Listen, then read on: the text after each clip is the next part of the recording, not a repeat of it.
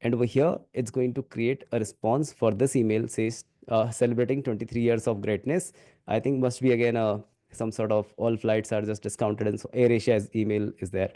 Now, if I go to my draft box, let's check out. Perfect. So you can see here the email response is created 340. It's 341 now.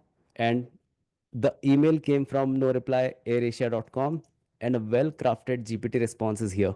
So it says, thank you for reaching out, offering 23% discount. This could have been something else. Let's say if someone is sending you a proper business email or some sort of a important email, the reply would have done accordingly in your tone, with your business information, with all your personalization. Even it added a beautiful signature over here in a well structured way. So see like how easy it is to manage this kind of a messy thing which we just struggle a lot throughout the day, right? Second automation I created for this entire masterclass is about the social media content generation and automated posting. So we all struggle again, so much time is required to generate content, get the ideation, creatives has to be done, content has to be done, and then finally go and post on various social media platform. So I built an automation over here where I just have to feed some idea inside a Google Sheet. That's pretty straightforward. So this kind of a sheet is there. I have to put in some idea. Let's say launch of a new milk product from Amul in New York. Sell, creative should be in flavor of whatever. So I have to put my idea over here, and this automated system will pick it up. Let's say I can define every day at a certain time, or every 15 minutes, every 1 hour, and so on. Is going to generate that content, going to generate the creative, will store everything inside the Google Sheet back, and once that is done, it will be ready for my approval. So over here, I have four status, right? Generate content for post. Whenever I mark it on some post, is going to generate that content. It will be ready for my review. When I say post this content after review, then it is going to automatically post it on all of these social media, along with all caption, along with the medias or whatever that creative is, on Facebook, Instagram, and the LinkedIn. And finally, it will turn that status back as posting is done. So this is the power of automation, and I'm going to teach you. I'm going to walk you through all of these things. So I think let's build one of the post over here. Let's say I have three ideas over here, but I'm just choosing one of them. This new milk product from Amul, launching in New York. I selected this generate content for the post. Let's run this thing over here. See, the response came to this particular scenario, Google Sheet. Since we have only one idea to work upon right now, it generated the whole content over here. So Facebook content is ready, Instagram is ready, LinkedIn post content is ready. It is now generating a good creative using ChatGPT Daily. The creative is also ready over here. And then finally, everything is updated back into the same Google Sheet. See, so exciting news in New York. Amul is thrilled to announce so and so. LinkedIn post is here, Instagram is here. And since I defined a prompt, so it can generate the platform specific content or as per the platform guideline, right? And now it says the content is generated. So the status got changed. It's ready for review. Let's check out the image as well. How it look like. Okay, not bad. So it got some New York theme, kind of a milk product over here. It can be even further enhanced. Just a example for now. And now if I change it to post the content, is going to post the same content on all my social media pages on my LinkedIn account. Let's do it. So now I change it, post content, run it once again. This time we have said post content is going to get the image out from that Google Sheet, posted on Facebook, posting on Instagram, and finally on my own LinkedIn as well.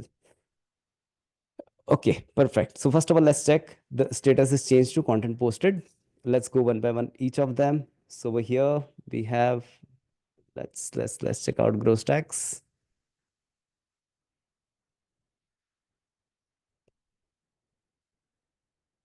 Perfect. So here you see that just now the post came on gross tax business automation page. Over here the entire post, the content as well as the creative. Same way, let's go on the Instagram. Let's check out. Perfect. Our post came here as well. And finally, let's go to the LinkedIn. Okay, post an activity. I hope my screen is visible, or let me just zoom in. Perfect. So here now this product is launched and the post also came over here on my LinkedIn. See how easy it is to run these kind of automation, and they can completely transform your overall profession or overall business life, how you operate things. And these are just two very basic use case from my experience. Like these can be done in hardly half an hour or 1 hour time once you are pro with the automation part. And imagine how much you can automate, how much efficiency, how much productivity you can generate out of all of these automation. I'll show you later on how big automation can be done, how large processes can be automated. So first of all, I would like to have your reply, your response on this. Did you like it, what you see now, or is it exciting? Should I proceed with some sort of fundamental? So, Guys, feeling yeah, sleepy? everybody who has just joined in, we were just showing what we are going to build. So you have not missed anything. These are Wow. the two examples. So we'll get into building phase now. And perfect, yes. Amazing. Amazing. Eager to learn. Great. Superb, superb. So many good comments. Thank you very much. That gives me real good energy to proceed with and to share my knowledge to add you value. Okay, perfect. So here we are. Now we're going to start a full fundamental part of this whole automation, because see, you saw a couple of things added there inside automation. Let's say Facebook, Instagram, LinkedIn, or Google Sheet, Gmail, so many things, even ChatGPT. Now you would be wondering how all these things are possible, because mostly you operate all these platforms on a screen, on a UI, right? Where you, let's say, go to linkedin.com or Facebook or Instagram and so on. And how these platforms are connected, how they're working with each other, and how automations are being built. If you understand that fundamental right, then only you'll be able to create any sort of automation. So like how you learn to drive a car, right? So once you learn it, you can go anywhere. But the learning, that essential part, is very important. So I need your undivided attention for next 3 hours, and I'm committed to make you a master of automation. So let's dive in. These fundamentals are very important. Don't miss out any of the slide or any of the basic thing. Now, before that, many people would start trying make.com side by side. Don't do that. I have a surprise for you. So if you are continuing until this presentation for, I think, 30-40 minutes until now, so I'm going to give you a gift which will get you almost 10,000 operations free of cost on Make. Those many tasks can be saved. You don't have to pay for that. So stay focused on this entire class. Perfect. So as per our ritual, there are a couple of disclaimers over here. Keep your phone on silent. All distractions, including sleep, just eliminate that for now. Grab essentials, pen, paper, water bottle, and so on. You already read it, anyways, from last 3 sessions, so I'll not repeat them again. Now, what we are going to learn in this session, this is important. So over here, first of all, we are going to understand what is automation. You already, like Om asked you earlier, so you already know, like automating things, or maybe reduce manual intervention and so on. But it is even beyond that, a little more. Why we need automation, how we do automation with coding, that's a traditional approach, or how we can do automation with no code, what we saw now on an example. Apart from that, what is the difference between coding and no code automation? So are there any limitations or maybe any sort of advantages with no code? That's also we're going to cover. Then what are the popular automation tools available in market? So Make is not just the only choice, but we have many more. Then we are going to look out the Make features, why we are going to use make.com. And finally, we will build these two automation workflow, what you saw now, and they are going to be a real productivity booster for your day-to-day life, right? So let's dive in. I hope you all are ready. Let's get in, right?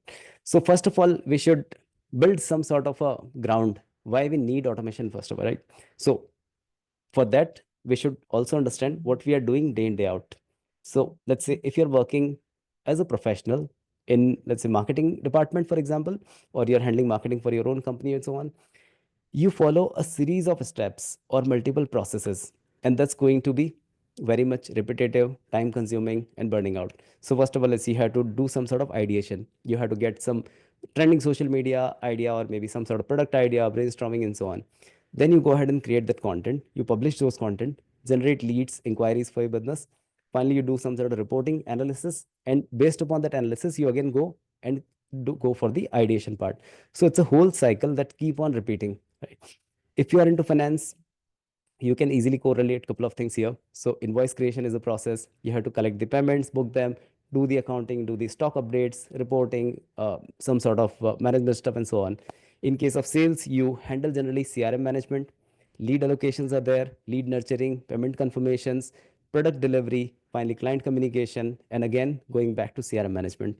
Same way for operations, there are so many things which we do day in day out, and they generally become a sort of process and the predefined steps. So when we start something, be it our own new business, entrepreneurship, some sort of startup, or if you are getting into a job, like for a initial few days or few months, when you start something, you have low burden, you have let's say low responsibilities, getting to that work, so you feel energized, motivated, because you can do almost everything on time. But as soon as things grows, you feel something like this, because if you wanted to scale your business, you obviously have to scale your efforts, right, or the number of activities. Same way with profession, you have to take more responsibilities, more things to be handed over, right? Now that workload start piling up, and after a couple of days you find that you got stuck in a loop, that whole process that keep on repeating day in day out, and you're not adding any value. And that happens because there are some reasons why. First of all, generally when you understand a process, when you learn things, they become quite repetitive, right? So same thing, invoice booking, it's keep on coming to invoice, book, right? Content posting is there, someone is handling social media marketing part, or let's say social media management, they keep on posting content for hours and hours every day, right? So first of all, repetition. Second is, most of time these things become either no brainer or low brainer, because you already understand what's happening, how to do that, and it's almost kind of a low value addition or no value addition after a certain point of time. And finally, it takes the equal amount of time and effort to do the same thing again and again with your hands, with your mind. Obviously you can say something, but not in terms of intellectual activities, right? So these are a couple of reasons. Now imagine how Weber said in last session. So if we could have a Boston Dynamics robot, or maybe we could have some sort of human replacement. Many companies are building it. So if we can get some sort of robot who can do all these things for us, that will be super cool, right? But the roadblock is it's very expensive. We can't afford it. And obviously these are good for mechanical stuff, not for the intellectual stuff, right? So what is the solution? The solution is what I shown you just at the start of the session, is going to be automation of your task. So what automation can do for you? Obviously it can increase your productivity and efficiency if you don't have to look out for emails every now and then, and or if you have an assistant, a GPT, which is going to create email reply automatically, so you don't even have to read it. If there is a whole thread, don't read it. Just automation will pass it to GPT with the context, with everything, with a personalized prompt and your context, and GPT will automatically create reply. So what your job?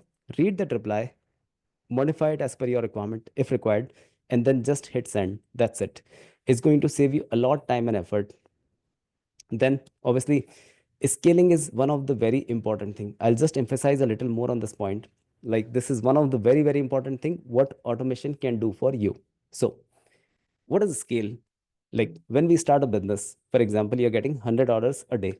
Now you can deploy two people to process those orders, or maybe 100 leads or 100 inquiries you're getting. You can just deploy two people, two humans, and they are just processing those leads, getting to right people or processing those orders. What if you start getting 500 orders or lead a day? Because many companies who are just emerging out, they spend that kind of budget and they get those many leads. But those leads should be handled well, or those orders should be handled well, right? You can deploy, out of those five people, you can make the team size to 10. What if you start getting 1,000 order or 1,000 leads a day? Obviously you can't deploy 20, 30 people, and even if you do, those orders, those leads are coming 24 by 7 to you, right? So you can have one shift of people, not three shifts, and all together all are packed with 30 people. That is not scalable, honestly. So what automation can do? If you deploy such kind of automation in AI combination, it can help you handle without humans more than 5,000, 10,000, 100,000 leads or orders at any point. And that's what Amazon, Flipkart, Walmart, all these large companies are doing. Right? They are not dependent on humans as such. They are scaling to any level without having dependency on human resource. So when you are starting out a profession, a business, it's very important. You should be able to scale with less resources. Then obviously two more things. As you all know, automation can make you available 24 by 7, 365 days available. So anytime anyone is interacting with your business, based upon predefined set of rules, automation can run and handle those things. And finally, robustness. Yes, it is. So human interactions are less and even less chances of any error. Now, I would like to ask you, how do you feel after all this talk so far? And guys, I will need your comments, your interaction. It's very important for me to stay awake. Otherwise, if you are feeling sleep, I'll also go to sleep. Don't blame me then. So I'll need your attention quickly. At least 100 responses in next 10 seconds. That will show you how active you guys are. Website can be built. Yes, yes, yes. We are going to see so many things. Perfect. Great. So yeah, I would like to see this kind of smile, this kind of posture. Yeah. How does it feel? Yeah, it's feel amazing. Now, what is automation? Let's go with a basic term, a kind of definition. So the process of using technology to perform your minimal task with minimal human intervention, this kind of is called the automation. But we are going to see in practical. So this is kind of a theory, but let's dive in next.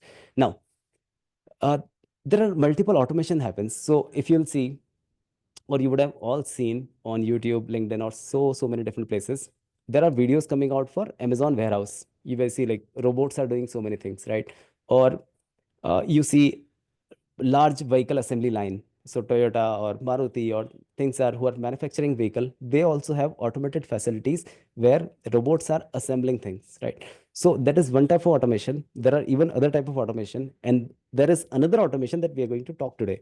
So first of all, the most common used automation across industries is called robotic process automation. It's RPA. What it does, so actually it is primarily limited to mechanical automations where like we have assembly line or kind of manufacturing plant, packaging plants. We have seen videos all the life, right? So that is one automation. Second is where we do computer-based physical tasks. So let's say if you have to do data entry, data scraping, any sort of form filing, and so many tasks that you interact with computer on a physical mode, and those are repetitive things at mass level, they can also be automated. But again, they have very limited use case. And I hope none of us in this entire session would be doing at least these things, right? And the finally, third type of automation is called the software-based task automation, where you interact with multiple softwares because nowadays we all use softwares a lot. Like anything, everything is happening on softwares, be it email, be it order processing, CRM, or any sort of communication. Even this call is happening on Zoom, right? So we all are connected with multiple softwares to get our things done. So this is the most widest used thing across industry. It's called software-based task automation. And that is what we are going to focus today because mostly we don't own any assembly plants or manufacturing plants or vehicle assembly lines. Secondly, we are not doing these kind of clerical jobs. Most of us over here are more relevant to the intellectual part of any sort of profession or business. Now, today's entire focus is going to be on this third part, software-based task automation, right? Now, to make it understand in a more better way, I classified this whole concept of automation or this whole visualization into three worlds. So you would have seen how we all learn in economy or economics actually. It's called like third world countries, which are way behind than let's say America is called first world, who are already developed. Second world is like us who are developing, and third world is who are not at developed at all or who are very early stage of development, right? In the same way, in terms of process, in terms of working style, we can segregate people, processes, or businesses how they operate into three different worlds. So, third world countries, or third world businesses, or third world practice, process, how people handle things are completely manual, which we also used to do like about 25 years back when computers were not available at all, right? So, we are doing everything manually, be it, let's say, if you're taking an order on phone, on a maybe on a letter or some sort of chitty postcard, right? If you are creating an invoice, just open your pen paper, that notebook, khata bhai, create that invoice. Same way, packaging slip and so on. Even everything was happening manually. Then we moved to a second world that is called the software based or computer world, where now everything is happening with systems. So if you send an email, you generally write it on Google, send it out. If you interact with someone instantly, WhatsApp is there, Zoom calls are there. If you take an order or do some sort of let's say client query process, you have CRMs available, you have accounting systems available, you have social media for marketing, and so many other things, right? So currently we are in an era of second world where we do almost everything on softwares, but still humans are working with software. And now, with this class or with this entire mastermind thing over here, we are preparing to move to the first world. And what is first world? Is going to be fully automated world where softwares are going to control other softwares, or AI systems are going to control your softwares, and the manual intervention can be fully eliminated. So that is the whole goal of this entire masterclass, of this particular session, to teach you, to make you aware how this shift will happen from second world to the first world, right? So excited so far? 10 seconds, at least 100 responses. Quickly, guys. I need this kind of participation. So I understand you are listening and you are also getting what I'm trying to say. Perfect. How safe AI tools, will talk everything later on. Okay, perfect. Great, guys. Thank you. But the big question comes in, how a software can control other software, or how whatever you saw on make.com is happening actually. So make is controlling your Gmail, make is controlling ChatGPT, Google Sheet, and so on. But how is that possible at all, right? So the answer is, or let me just give you first the fundamental. So when you interact with a software, with a system, you interact with something called UI, user interface, right? You would have heard this UI, UX, these terms, right? So UI is called user interface. Now, let's say if you go to Gmail particularly, and there are multiple actions available. So let's say if you write an email, you simply click on compose and one window will open. You can write your email, subject line, from address to address, and things will happen. If you have to do, let's say, reply to all or maybe tag an email, you can do things over here. In case if you wanted to do more things with an email, delete it, classify in some folder, archive, or do something, every action is available for humans to interact with a particular software on something called UI. So this kind of interface is visible. So we interact, or we control softwares like this. Now, what if it comes to another software to control this Gmail? Obviously, the system will not, or any particular AI or any particular other system will not require these kind of human interface, because it's not a human, right? It can directly talk to that software. And that term is called API, application programming interface. So when you interact, it's called UI, user interface, because you are a user, versus when applications are talking to another application or another software, it's called application programming interface. How does it work? So as we already saw, like when you put something on browser, something happens and you get the responses.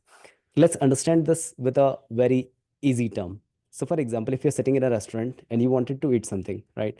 You place an order to the waiter. So waiter comes in, you'll say, okay, I want these two, three items. That waiter goes to the chef with your order. Chef prepared the dish and he get back the dish to you, right?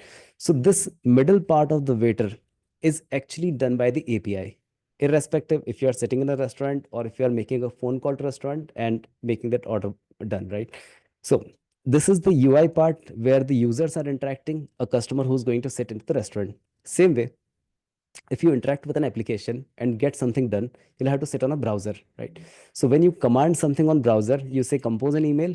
Actually, there is a backend API which works on Google Chrome browser that gets your request. It's going to accept it, put it to Google servers, will get the task done, and get you back response that yes, email is sent or this email is deleted, right? So when you do some actions, let's say even if you're logging into a system, you put your user ID password, then this API captures that ID password, it takes it to the server, says okay, this user is authentic. By the time you see something called loading or signing in, logging in, these kind of things, right? So by the time it works and get you back into the session, send that email, delete that item, or so many other things happen on the system. So this is how the API are working like a middleman into the whole process. Now, would you like to see a live demo of the APIs? 10 seconds, quickly comment, 100 comments minimum. Wow, super active. Great, I think I'll get more than 200. Okay, amazing. So let me show you something over here. Like this is my Gmail. We are on a simple browser. You can do this later on, this entire trick, but you are on this kind of a Gmail. Let me expand it. Simply press F12 on your keyboard, and you will see this kind of a diagnosis interface or some sort of backend thing. And you can simply go here, something called network. Now, currently, this whole network part is empty. I just made it empty. If I take any action over here, let's say I click on compose, see, these many things are happening at the backend of of the particular UI interface. So let's say you see here these services are called, and all of these APIs are keep on running. So something goes to google.com, format certain JSON, do the post request and so on. If I write something, or let's say I just open this particular email, you see these many calls are happening at the backend, and all of these are actually API calls. So let's say it got a request, some sort of, let me show you. It's a mail.google.com. This whole mail ID is being passed, the message ID. Then it got some sort of a response over here. The response looked like this. Obviously not human readable as such. It's all in coding or some sort of decoded language, encrypted things. But it got us this message over here. It set certain logs and so on. So this is how things are happening at the back end of your, you just do anything. Let's say even if I go to any of Facebook, for example, if I do the same thing, F12 here, and I simply click on home button, you see here these many calls are happening at the back end, and these are microservices runs with hardly 1 millisecond, 9 millisecond, 27 milliseconds and so on. By the time this entire page loads, if I click over here again, so many things are happening. It got some image from this FBCDN and so on. So all of these API calls are actually happening at the back end of your UI, right?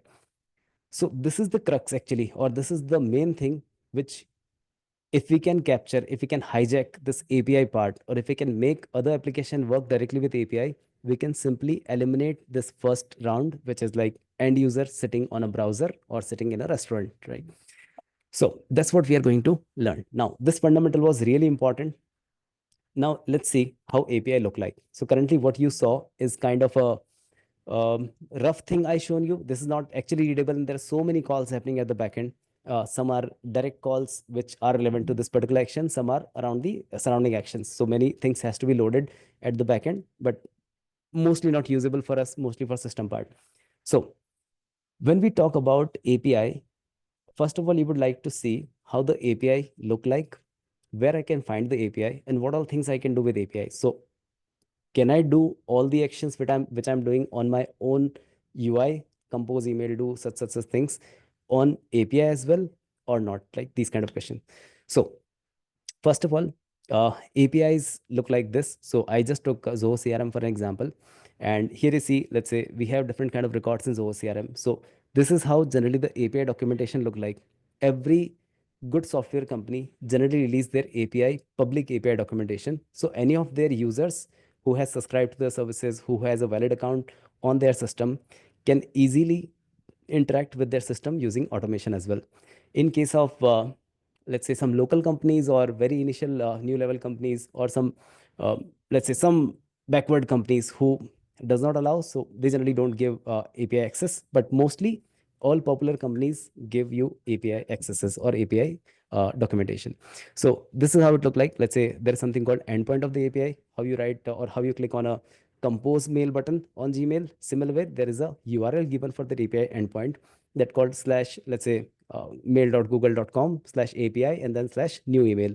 So new email endpoint will be there. Then you have, let's say, a save draft endpoint, say send email to endpoint, and so on. So instead of buttons, these are command on a particular URL. Secondly, when we interact with APIs, the whole data is actually transited into a language called JSON, right? So it's a JSON format of the data which goes in and out. That also I'll show you. And you should not worry about that. These are a couple of technical words to understand what's happening at the back. As the fundamental, you don't have to worry about at all, because we got tools like make.com, Zapier to cover up that, right? So don't worry about that. Just for your knowledge, you should know this, right? Then what all things API can do for us or with the software? So first of all, it can create a record. Create record means you can create a new email. In case of Google Drive, you can create a new file. In case of Google Sheet, for example, you can create a new raw, new column, and so on. Let's say if you are into CRM, you can create a new lead, new deal. If you are on a particular social media platform, you can create a new post. So it depends what kind of platform you're using. But in at all, if you wanted to create a new record on that platform, it's called the post method, or let's say create method, right? Then you can retrieve or view records from any platform, any software. Then APIs can help you to update certain records. You can delete things from there. You can search based upon different parameters. You can also list all the records. So let's say if you wanted to list out all your Facebook post for some analysis purpose, so you don't have to go to Facebook and scrap, copy paste everything one by one. If you are using API, you can list all your posts from, let's say, 1 year, 5 years time, and simply put them in GPT, do some sort of analysis, and things will be done. So these kind of things are available. And there is finally something called webhook. So we'll come on this later on because it's a little advanced topic. Now, where can you find your software's API documentation? So first of all, if you can go to that software company website, let's go, for example, okay, monday.com. Monday.com is one of the good tool what I'm using, and it's quite popular for all of your process management. Okay, let me open it here. So most of the software companies have API documentation at the bottom of their entire web page, landing page or home page or something like that. And there's something called developers. So you can see here, it's called developers over here. Else, you can also find it with the name of called API documentation. So either it's under developer section because it is mostly written for software developers. So they generally mark it as developers or API documentation. So just search it on your software website if you want to. Secondly, if you can't find it, don't worry about that. You can simply go on Google search and type in what you want, like with software API. So for example, let's say if I go here, I'll say Gmail API documentation, hit enter, and you will see most relevant Google results at the top. So it says like Gmail API overview, sending email, JavaScript, and so many things, right? So let's click on here. And here we have all the Gmail API. So for example, or you can see over here on this left-hand side, it says create and send emails. So create drafts, how we did create draft over there in the past scenario or past automation. Same way we have in send email, upload attachment, manage mailbox, and so on. So all of these things are available right here. Similarly, you can search anything. So you say Soho CRM API documentation. Why we call it API documentation? Because there are multiple API endpoints and multiple things can be done. So it's a whole lot of documentation. It's a whole lot of multi-page document, right? And over here, we see, let's say, multiple APIs are available. Mostly for us, relevant is REST API, which is one of the most popular thing. And over here, you can see multiple things can be done. So you can create fields, work with layouts, different sort of record management, and so on. And whatever methods I shown you earlier, the get method, post method, delete, patch, and so on, they are also listed. So this is how you can get hold of API documentation for any platform. Now, the important part is when you reach or when you get into this kind of API doc, you generally see, let's say you wanted to use create message API for Gmail. You want to create new messages or send emails. Now you see there are a couple of coding languages mentioned. It's JavaScript or Python. If you are good with Python, you can simply follow this entire code, import base64 encoding from email, couple of libraries, do this entire code, and you can create emails from your Gmail. How many of us can do it?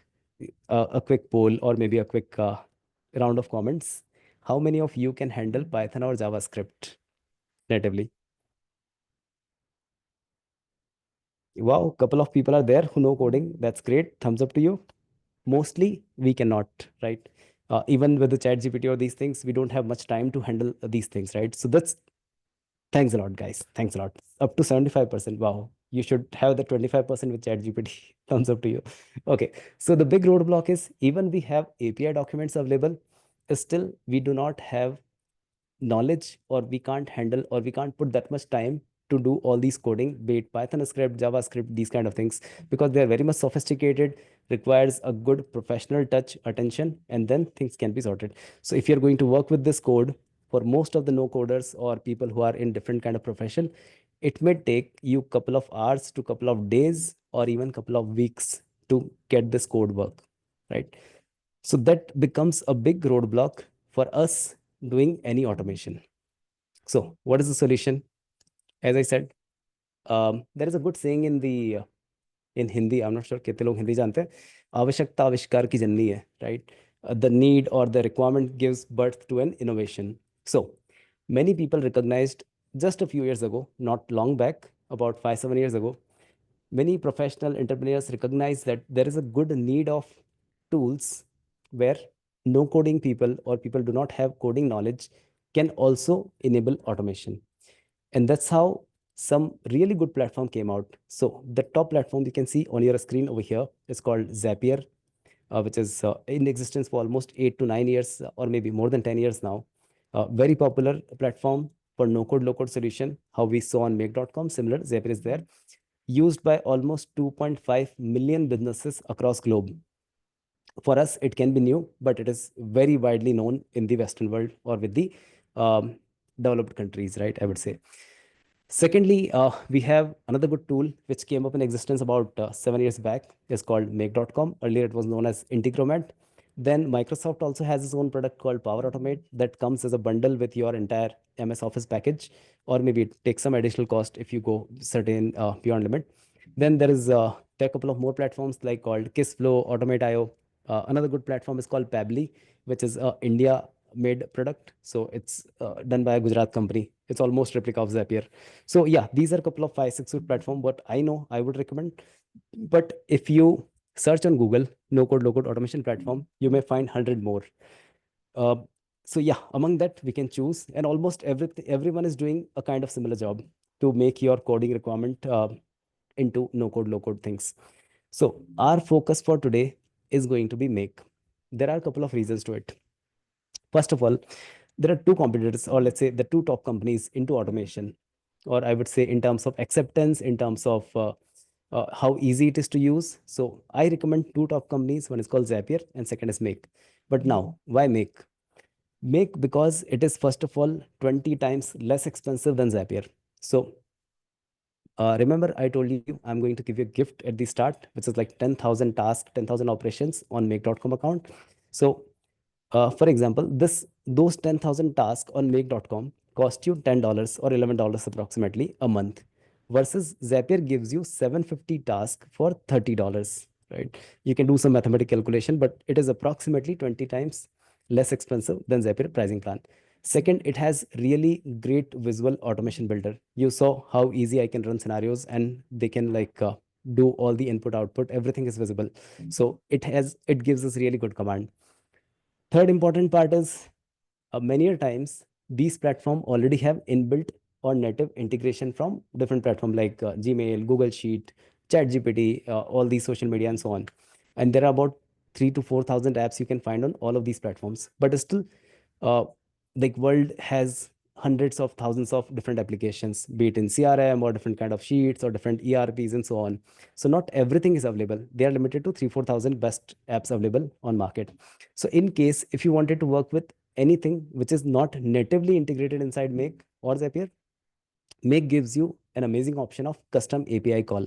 So you can build a kind of API within the entire automation scenario, and you can work with anything which is even does not exist inside Make. I'll show you later on.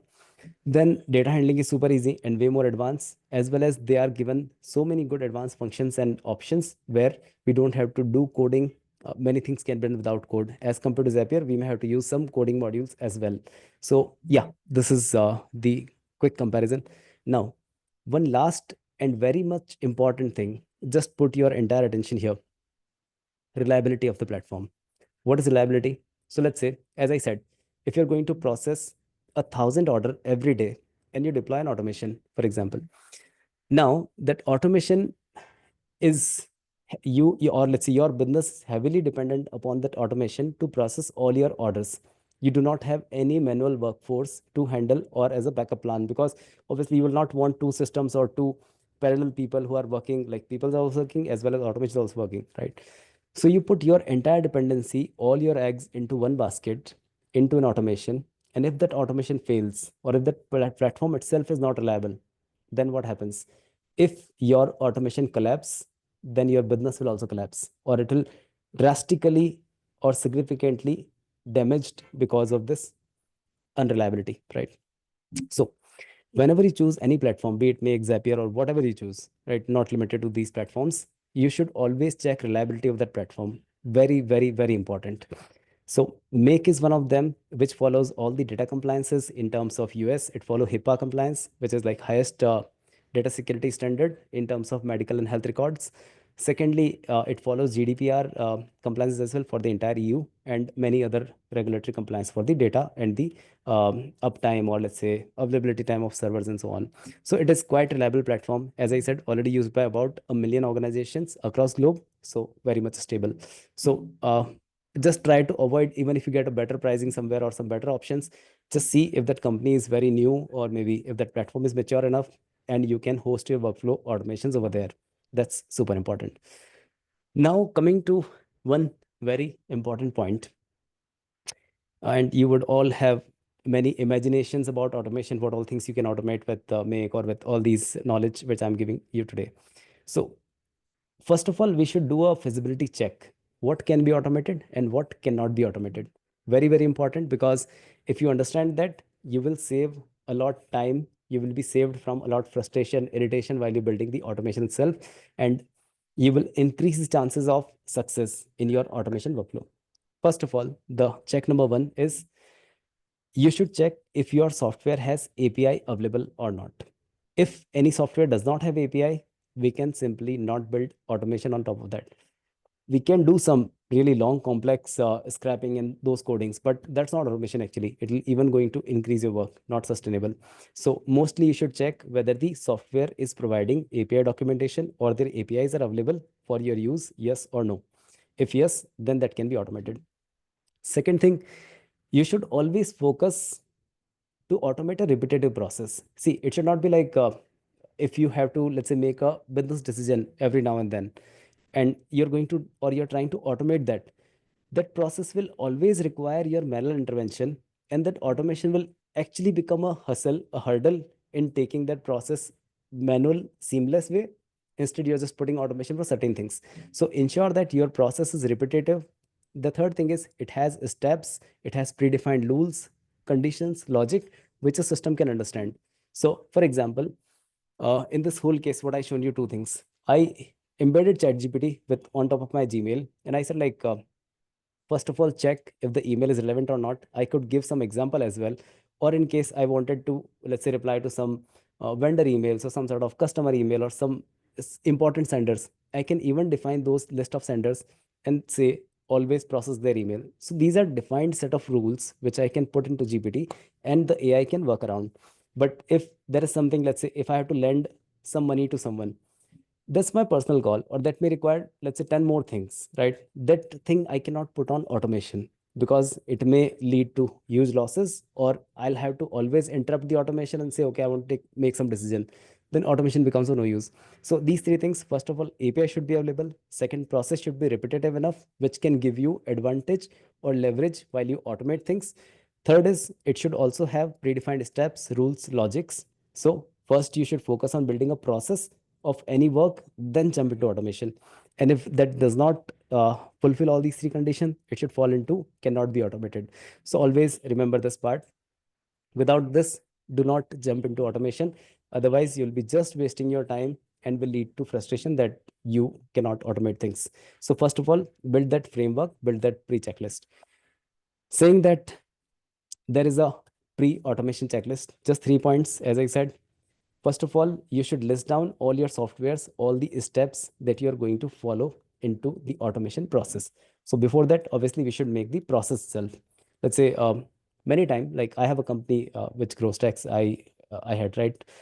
Many time we get client requirement. People says, okay, I want to automate my whole business. For example, let's say from generating lead until I deliver some product to some client, product should be done automatically. Accounting should happen, processing should happen. But they are just saying in somewhere in the air, in their mind, there is no written process. And I straightforward reject those clients. I'll say, please define the process first, get clarity yourself, what all things you wanted to do step by step, and then tell me what to automate exactly. I cannot automate whole business. I cannot just automate in the air, right? So same way, same thing applies on you as well. Whenever you wanted to look out for automation, always go first of all, create a list of all the softwares, all the apps that are being used inside your entire flow in the process. Second thing, obviously, you should check about the API part. So whether the APIs are available or not. If not, then you can figure out some other way around, let's say some sort of manual steps in middle. Let's say how we did over here, for example, we have put in one manual step over here. Like we wanted to review this content. We don't want GPT to directly post that content on all the social media. So that way we can prevent any accidental things. That's our additional check. Maybe some of you would thought, okay, why to put this content on the review? I rely on GPT. I have put in some good prompt, good rules, and they should automatically be posted. That's fine. It's your call, right? So every business can have a different process, different way of working. So you should have less down things. Now, in terms of when you check API access, there is another good or important information I would like to pass. So, as I said, like most of the software companies have open public API documentation, and their API usage is also included in their regular subscription. So let's say you pay, for example, Gmail, for example, you're paying something, or even if you use a free account, that's fine. That free account or paid account already include some API usage from Gmail, right? So you don't have to pay anything additional. But whereas if you go to ChatGPT, for example, ChatGPT has a UI, a interface that is $20 plan per month on a pro plan or professional or something, right? If you wanted to use ChatGPT APIs, ChatGPT is going to charge you additional for that. It's not free, right? Same, let's say, other thing applies to Google Sheet. If you wanted to use Google Sheet API, it's available completely free of cost. So you can just run through any request you want, any process you can automate. So there are two things, whether softwares are charging for API usage or they do not charge for API usage. So ChatGPT is primarily built like they give you $20 fixed plan for unlimited use, but only when you are sitting on a system, when you operate it, not any other software. Because when you start automating process, the process become really scalable, and the software company system usage can go to a very high level, right? So you, for example, you're putting one prompt over chat gpt, it gives response in 10 seconds, and then other 30 seconds or a minute you read it, you understand, do certain things. So gpt usage is limited until you are available, you're using system. But when you automate this thing, you can process 1,000 requests, you can create 1,000 posts straight up in 1 minute or 10 minutes. Now GPT will be burned up, right? So they said like, if you're going to use our API, you should pay for it additional. So this is how we have paid API versus free API. So always check if your software provider is giving you API within your subscription fees, or they are giving you free of cost, or they are going to charge you additional. In some cases, the API usage itself cost more than your subscription or license fees, or maybe it's on usage basis. So always do that kind of like cost calculation. It's even economical to deploy a human resource or go with the automation and go with the API, right? Then the last very important pre-automation checklist point is you should always create a flowchart. So at times we have process in our mind, but when you start implementing that process, there can be so many if, but, else, and so on, right? Different thing has to be handled differently. And all the system, all the automation works with a basic rule of input, processing, output, right? The whole API, the whole automation understand the data input, what you are expecting to process, and what is the expected outcome goes out to the next step. So you should always have a clear flow chart, clear steps, clear logics defined on some pen paper, some bullet point, some flow chart. So you can easily deploy and deploy it with the least time, with the least effort, without any frustration, as I said. So yeah, this is a pre thing. Again, it's time for a quick round of responses. So let me know how much you got so far, maybe in terms of percentage. Is it 100% what I said you got it? 10%, 20%, 30%? Quickly. 50, 90, 70, 100, 80, 1,000. Amazing. 60, 80, 90, 100, 100, 100, 95, 1,000. Amazing, amazing. 1 lakh percent. Guys, okay. Great. Sorry. So now we are ready to jump into the make.com actual platform. How we're going to build this all automation workflows. Before that, again, I'll say this is going to be a full practical session, and I will need again your undivided attention, because I'm going to give you some really cool tips, tricks, maybe some sort of walkthrough on the interface itself. So you should not miss out all of these things. They are very, very important. As simple as or as easy as a save button. Make does not have option to auto save things. So if you like don't focus it, you just skip any of the features, you may lose so much good amount of time and effort you already put in on Make. Now here is the gift. um, do it later on. It will be available on your support page on your Slack as well, so don't rush it now. But make we are Make gold partners, right? Grow stacks. So Make give us an link, kind of a magic link, I would say. So if you register with this link, you're going to get 10,000 operations free when you create a new account. One of our team member will put this on the Slack support group. So don't rush for now. No need to create an account. Let's walk through everything first, how we build automation, what is Make platform, and then we'll come to this. Yeah. Okay. So let's get on the live session.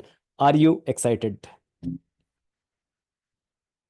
Quickly, some comments.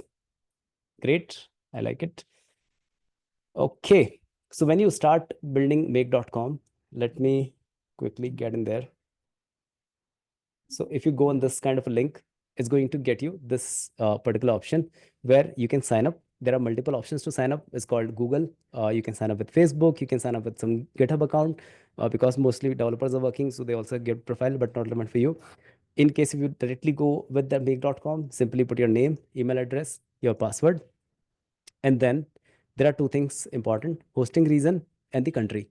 Now, hosting regions is not much relevant for us because it's either Make is hosting their data on US servers or EU servers. As I told you earlier, they are following data security compliances. So they follow HIPAA compliance for US, GDPR for European region. So they have to maintain different servers for different reasons. But for India, there is no as such guideline for this kind of data management. So like for us, it doesn't make any difference if you are in India or if you're any other part of the world. You can choose any of them, that's fine. There'll be no impact as such. But remember, once you choose, you cannot change it later on. So your URL or some things will be depend upon that. But it prominently will not be visible to you. There is no difference from anyone who's outside EU or outside US. Then you should choose your country carefully. That's very important because based upon the country, your time zone will be defined. So for example, why time zone is important. So let's say if you are in India, you wanted to create a social media post every day 9 a.m. The scenario is going to work as per your local time zone. Now, if you would have put in this as Dubai, that post will be created India time ka 11:30, right? 2.5 hours later on this. So ensure that your timing is correct, your country is correct, time zone is right. Right? So once you are in this, let me show you. This is how the entire dashboard look like on Make. So as soon as you get inside the Make.com account, there'll be some pop-up, some page, and so on. And then we have this kind of a dashboard available over here. Now, what this dashboard says, this is your organization name. First of all, it's admin gross tax, what I have put in. In case if you wanted to change, it by default is going to be my organization in everyone's case. I would strongly recommend to change it to your own organization name. How I did admin gross tax, this can be something else for you. How to do that? Click on organization setting, go to this organization name. Here also you can check your EU region. You cannot change it once you are done with the initial step. You can always change your time zone. You can always change your country as well. If it is not correct, just put it right as per your local settings. Then over here, we have a couple of important tabs. So first of all is the organization. Now, organize, sorry, I got some cold. Okay. So organization says your current plan. Now, I subscribe to this core plan by default. It's $10.59 on a monthly level, and that gives me 10,000 operations on a monthly basis. I'll come to this later on, what does operation means. But for now, you understand. Let's say if we have this kind of automation scenario, for example, this Gmail, right over here. Now to watch one email is going to take one task. For GPT processing, it took second task. For save in draft, it took third task. So each of these bullets or each of these small pop-ups you see, they actually indicate how many tasks are consumed by Make to run this workflow. So for this, it consumed 3 tasks, right? So that means the task, right? Now, so Make gives you 10,000 tasks for $10 a month. It's very economical, honestly. Then here it says how many unused operation or tasks are there. So let's say currently you see I have 11,000 tasks overall with my current plan, and I already used 10,974 or 76. So 24 are remaining over here. The billing interval is monthly. You can also go for an annual plan. That's fine. Now over here, this indicates how many operations are already used and like what is the time overall plan limit. So 99% is already being used. Now this Entire graph shows you how much operations are being used every day. So for example, over here, you see I used 824 operations on this day. Every day it is using like 500, 400, and so on, right? Now, there's another thing, this orange graph that showed data transfer, and I got 5 GB of data transfer. What does it mean? So basically, sorry. So for example, let's say whenever we run any of these automation workflow, now Make has to do two things. One, it has to watch this email. Whenever there is a new email coming in, it's going to watch for that new email, get that email data inside Make, will give it to ChatGPT for the processing part. And then from there, it's going to create, so whatever GPT response gives us, it's going to create a draft reply email inside my Gmail. Now, these steps are happening. These are task one, two, three. But alongside, it is also getting some data, processing it, it's going to send out the data. So if you see here, when we call one Gmail or when it get one Gmail, like celebrating 23 years of greatness, this whole data is coming in, let's say over here, who's the recipient? So let's say I'll be the recipient. Text content over here for the entire email. Same way, HTML content is here. Along with that, there are some more headers, senders, and so on, some basic information. Now, this whole lot of data is getting inside Make, and that consumes some capacity on Make servers. So this you can see here, it consumed 78.2 kilobytes KB of data, right? When we send it to ChatGPT, we are sending only one part of the sender name of the content and the subject line.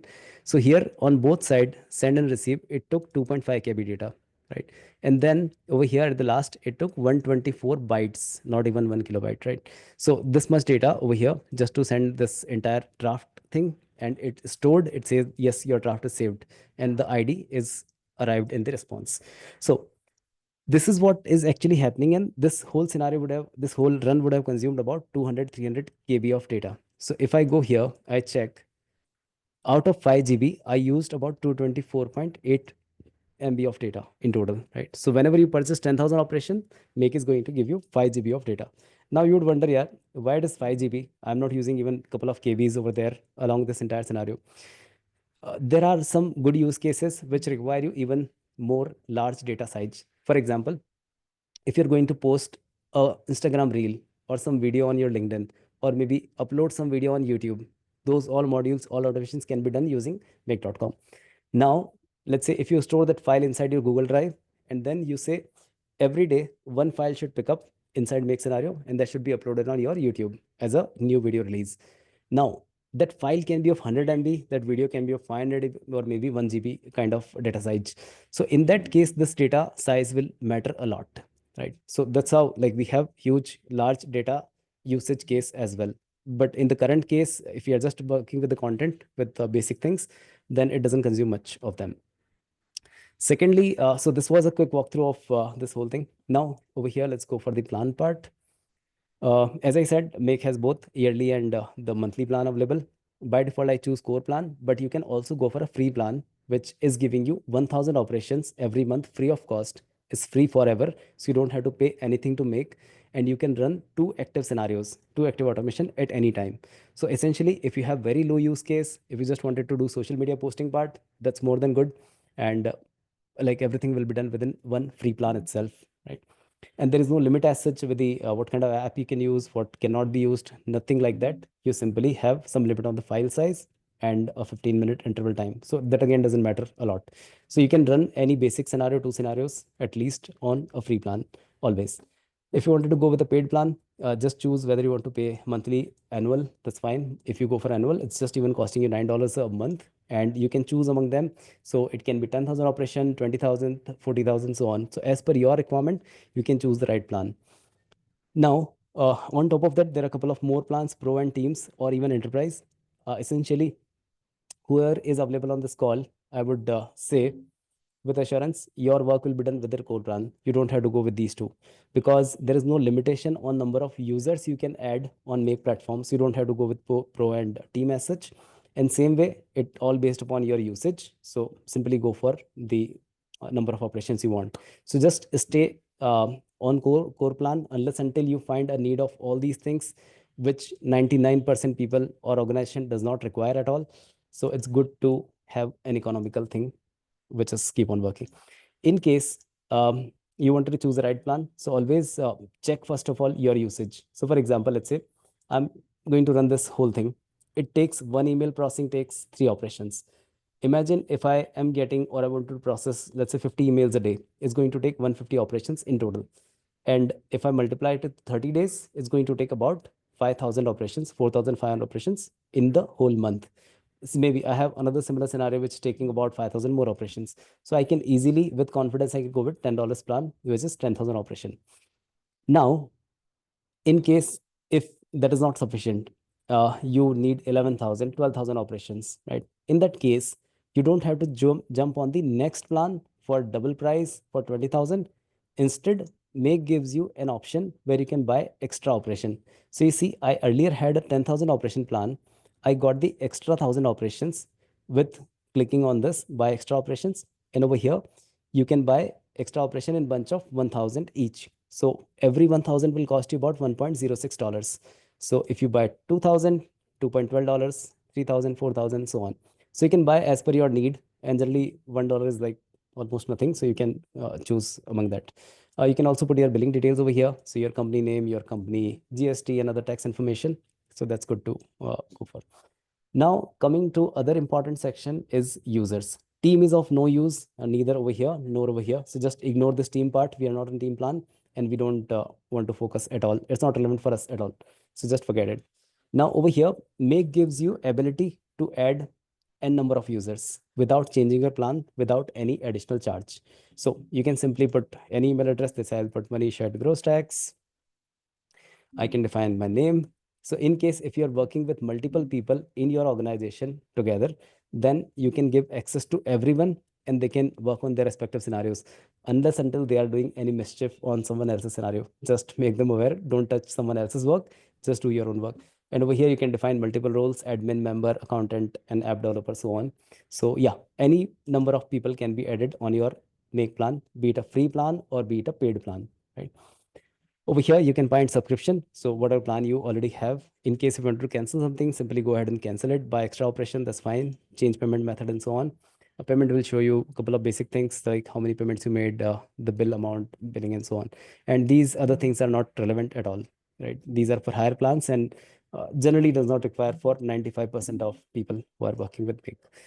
Now, the second important part on Make is called scenarios, and that's why we are here for. So, um, scenarios are basically, let's say, when we build any automation sequence on Make, that is called a scenario. Scenario is like you imagine something, right? Or you have a process. You say, okay, in that scenario, I would do this thing. So, same way, they have given it a name called scenario. You can see scenario over here as a tab, or you can also go to organization, and at the top, you'll see this button called create a new scenario, right? This purple one. So, same thing on the both side. In this case, you see a list of all the scenario. They are classified into multiple things. So by default, it's selected all list. You can also see active. You can see inactive. These are two relevant. Concept is not relevant. That was for some other purpose, so you can leave it. So you can always classify between active, inactive, and all. Right. Now you can click any of the scenario. It will open like this, what we have shown here, and it'll also show by default whether or whether it's turned on, turned off. So let's say for example all of these are off.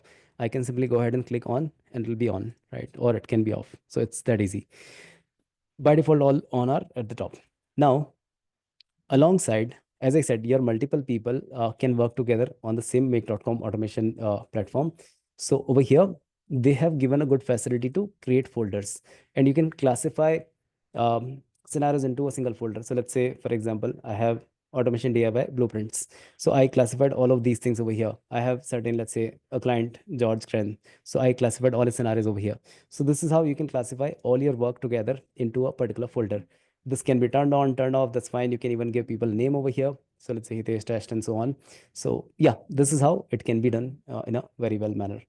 A couple of more options are here. We'll come to that later on. They are quite advanced and not much relevant. But for now, I'll just show you one more thing, very important to start your automation journey.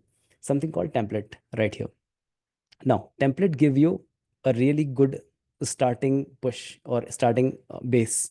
So let's say if you're not sure what to build with Gmail, for example, you can simply come here, type app name Gmail and click on Gmail. Now, Make has done a good job with creating wide number of templates. Many templates are there. So let's say if there is a use case, what they define, let's say if you're getting a lead on Facebook and you wanted to send an email from a form submission, or it can be an email reply to the same lead, or it can be an email notification to your internal people, that's fine. In case if you have some Gmail with attachment, you wanted to save them into Google Drive. So these kind of, let's say you're getting a bank statement every month and you wanted to save that into a Google Drive. So Make will watch that particular email whenever the bank statement comes in. It's going to iterate that and put them into Drive. So these kind of many automation suggestion they have already given. Let's say generate LinkedIn draft post or from TikTok videos with ChatGPT. So this kind of whole workflow is already created by Make. You just have to go there, put certain connections, certain basic, let's say, mappings, and your workflow will start. You can choose, or you can just search any platform. Let's say if I go for example, let's say LinkedIn, for example. Now LinkedIn has multiple things. Let's go for LinkedIn normal. And over here, you can see so many LinkedIn scenarios comes out. Even these kind of create social media publishing from LinkedIn and so on, from Airtable. Many examples that can be helpful for you to learn from. Now, let's come to the main topic again, building up a scenario. See, templates can help you to get a guidance like how to build or what to build, right? But ultimately, it's all going to be depend upon your vision, your process, and how do you oversee what's your requirement. So, I would always recommend take inspiration from um, templates, but always do that pre-checklist items what I told you. You should have your process clear, you should have all the rules clear, and then only you should touch automation. Otherwise you'll be putting so much time and effort and maybe end up with nothing, right? So let's get into scenario interface, right?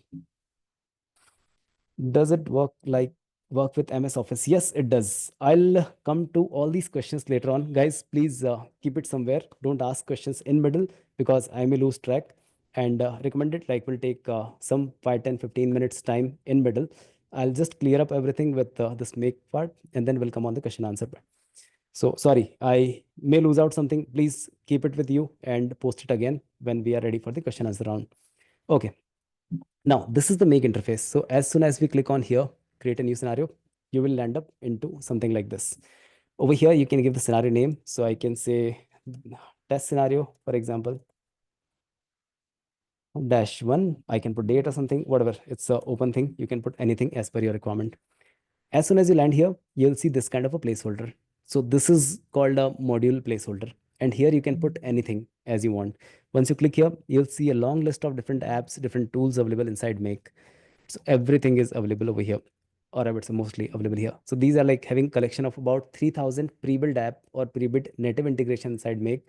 You name it and you'll find it. So let's say if I just go for Google, for example, in case of Google, I have Google Plus for, you remember like Google launched something like Facebook, or they're trying to build some social media. It's called Google Plus. It's still there.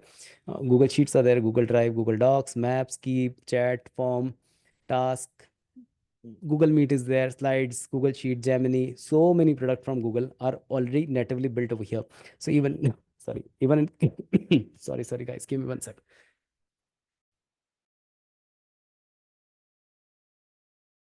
Okay, so everything, including Gemini, Google Lead Form, ad conversion, everything is available. You can control ads from here. You can get any sort of campaign management report, cloud vision, everything is here. If you just type in Facebook, for example, you'll see Facebook, all the pages are here. Facebook personal things you can maintain, lead management inside Messenger, catalog. So all the business part of Facebook are already available right here. So in case of CRM, I'll just put CRM over here and you will see a list of whole CRM. So it's one CRM is there: HubSpot, Pipedrive, Expo, like Beat, Zoho, Close CRM, No CRM, everything, even Salesforce. You'll see almost um, 90% of popular apps are already here and they are keep on building this list. Now, what does it do? Like, so for example, let's say if I'll just go for Gmail, let's say I search Gmail, I can search Zoho Mail, I can go for Yahoo Mail and something else. Now, what Make did is, you remember we had this documentation, we had this Python part, right? We have to write this whole code to enable automation with Gmail and to send, let's say, create draft or send draft or something. What Make team did is they actually did all the coding at the backend of Make, and now they made your life super easy. So with the Gmail, They defined certain trigger points, certain actions. So you can directly work with any of the API endpoint without doing any coding. And that's the whole utility of this entire platform. So, for example, every platform, every app that you use on Make or anywhere else, it has two kind of interactions or two kind of engagement with the person. One is called trigger, and second is called the action. What is trigger? So trigger is something when that particular app has any event, and that event can be used as your automation starting point. So let's say here we have trigger called watch email. Now, what is watch email? You see, understand, like just read here. It says trigger when a new email is received to be processed according to specific criteria. So primarily triggers when a new email is received. Now, what does it mean?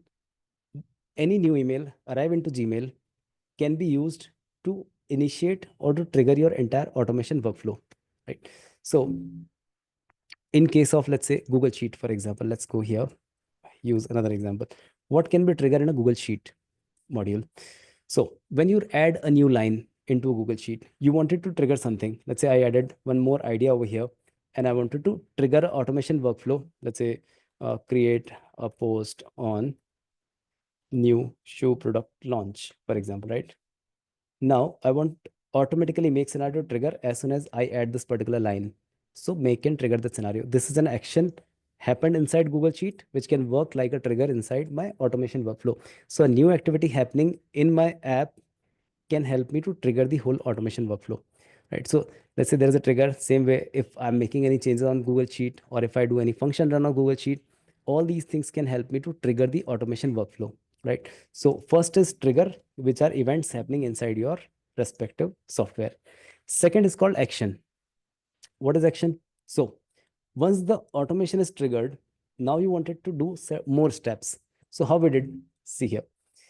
Once the automation got triggered with watch email, so when a new email arrives, Make is going to check it, and it got yes, I want to trigger because I have a new email. The scenario should start. Now, what is the action? So the second action point is we got this entire email content into ChatGPT, and we asked GPT to process this. And then subsequent action is we wanted to save this GPT output into Gmail as a draft. So these two actions are happening back to back.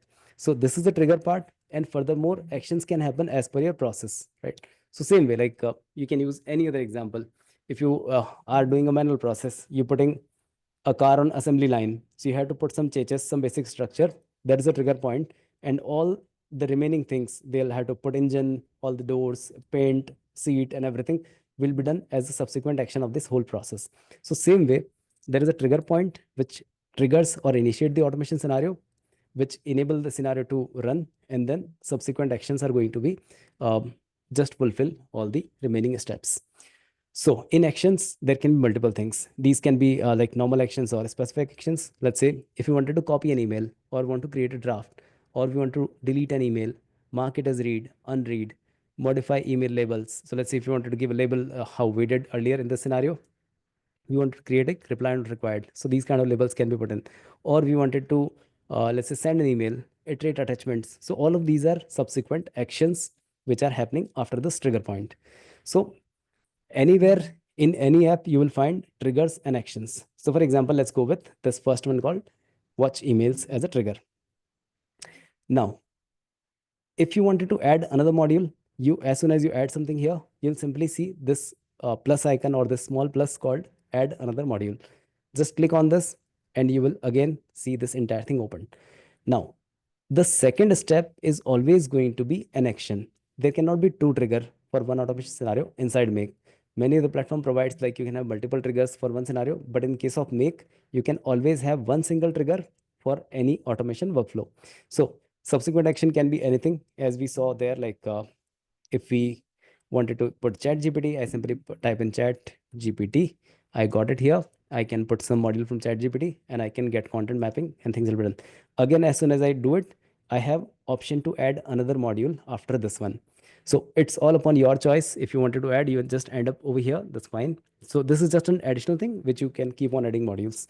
And the scenario can become like what I build personally, about 400 additional modules after the trigger, depend upon the process, right? I'll show you something that will just blow your mind. So yeah, this is the basic thing right here. Now, as soon as we add any of these models, let's say Gmail, watch email, now Make will immediately ask you how and which account you want me to work with, right? So, for example, give me one sec, guys.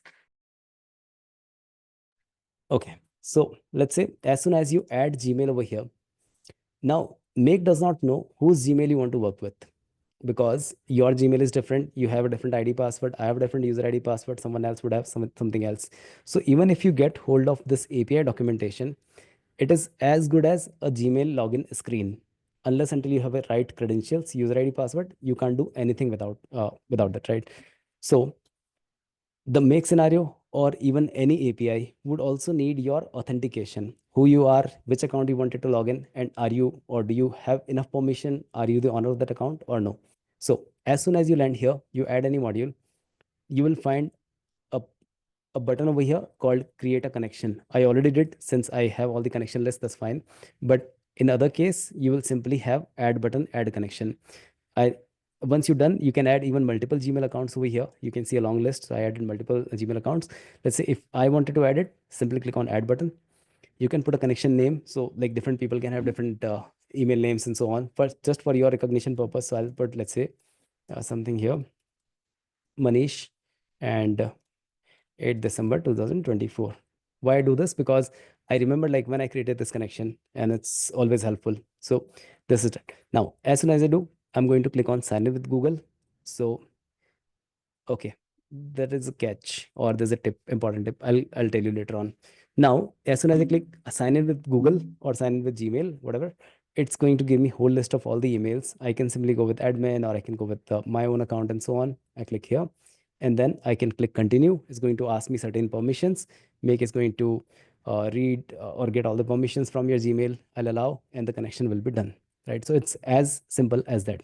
Now, there is a catch in terms of Gmail specifically. You will see an error message over here. See, now what happens?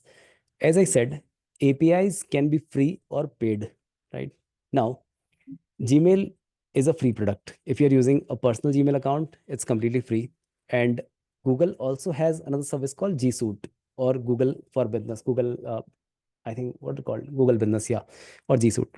So Google gives you access of the same email with a paid price or with a free plan, right? Free plan has certain limitations. In the same case, the personal Gmail also have some restriction in terms of when they use API. So what Google did, when I tried to use my personal Gmail over here, it gave me like it is not possible to use restricted scope, and they are asking me to go through a long route of a certain configuration behind my Gmail. There is a proper documentation available, don't worry about that. But yeah, it's a little certain long route which you have to follow if you are a free member of Gmail, right? If you are a paid member, then it's straight up. You click on the sign with Google, your connection will be done. But like you see here, Make also put in something over here called when using a personal Google account, please follow this guide. Additional steps are required to connect your Gmail. Click on this guide, and you will see here a whole documentation available. Even they have put in some videos how to do all of these steps. So all these screenshots, everything is available right across. So these are additional steps has to be followed. It's all within your Google account itself, don't worry about that, and you can always connect it right over there. Now let me show you another example of this. So let's say instead of Manish, I'll say I'm connecting admin, and I'll simply click sign up with Google. Now, if you see here, I'm going to choose my paid Google account, which is like admingrowstacks.com.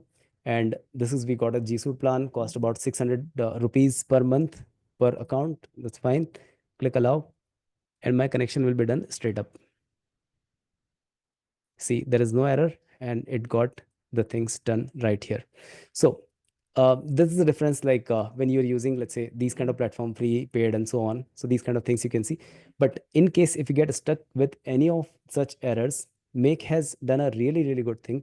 They have given a help document for each of these modules. Let's say, for example, as soon as you open Gmail, you will see for more information how to create connection and other things, see the online help. This is a hyperlink to that help documentation, what we just opened, this Gmail part.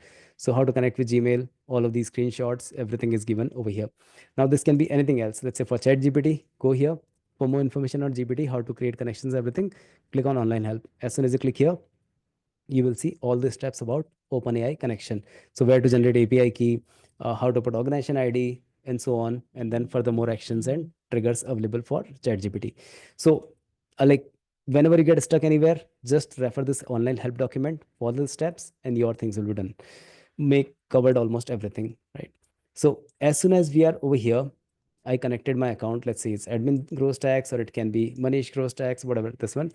Now I see this kind of a configuration inside the Gmail module. So first of all, let's say it is asking, do you want to apply a filter, a simple filter or a Gmail filter? That's fine. I'll say all email I want.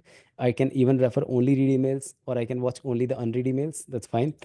Then it says, when this module fetch the email, do you want to mark it as read or unread, like keep it unread? So I can have a choice. So these kind of configuration settings are also given proactively by Make. So you should not lose out your email track. Let's say if Make is reading something, it should not miss out from your mailbox. So you can configure things according to your preference.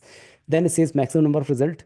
So let's say if you're going to run the scenario every 3 hours, for example, then you may anticipate that within those last 3 hours you may get 5 emails or 10 emails. So you can just put a limit over here. Let's say 10 email, for example, and then maximum result processing every 10 hours is going to be 10 emails. This is very much subjective to what kind of automation you build, right? So for example, this Google Sheet, this posting part, I may just want one post created every day. So at the start of this whole scenario, the one which I shown you earlier over here, I just want one result over here, not multiple. Otherwise, it's going to generate for all of them multiple, let's say, request, and same way it's going to make multiple posts over here. So it is very much subjective as per your use case, right? Then even some advanced settings are given, like depends upon your. So let's say if you wanted to filter out a particular sender email, you filter out subject line, certain phrases you want to search, and so on. So you can have multiple advanced setting as well. For now we are good with this basic things at all. Then there is another super important thing while working with Make. Now see, you have Gmail available for years. You're working with Gmail for, let's say, 5 years, 10 years now.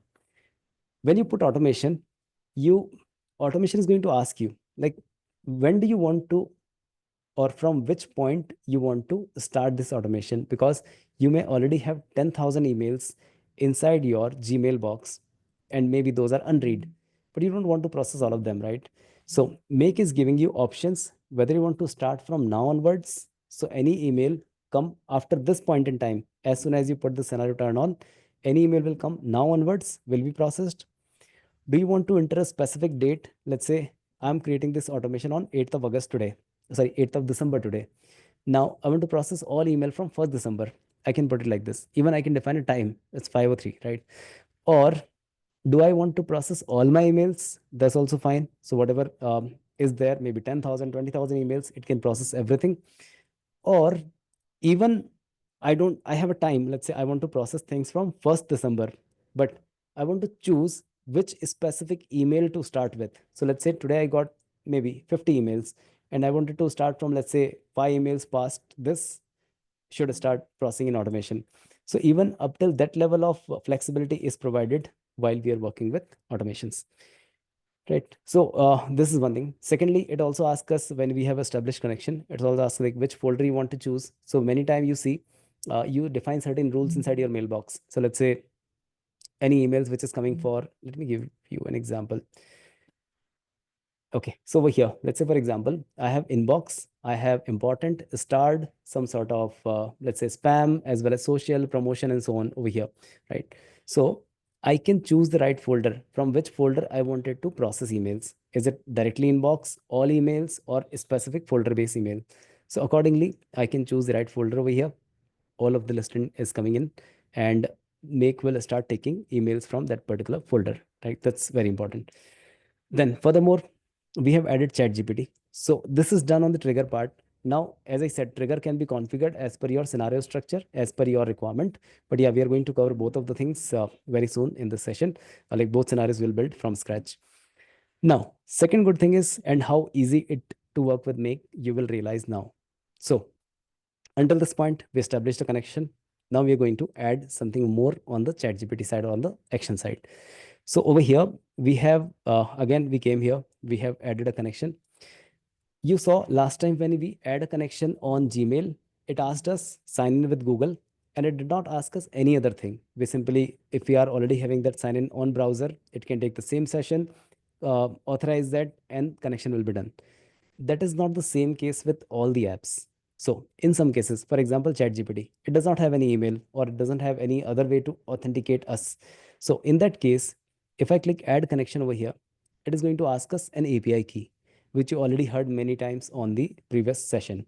So here you'll have to put your ChatGPT API key or maybe organization ID, whatever is like bold. Yeah, bold. You should. These are mandatory fields. You can't skip it. But something which is not bold, you can skip it. That's fine. So you should provide a valid API key over here, and then the connection will be done. Now you may have a question from where I'm going to get this API key. So first of all, Growth School did a good job. Like we are giving you some test API keys with ChatGPT with other things, so you can use them. If not, then simply go to ChatGPT, and here starts another maybe perspective of this whole automation, right? So just remember until this point, whatever I told you, keep in mind.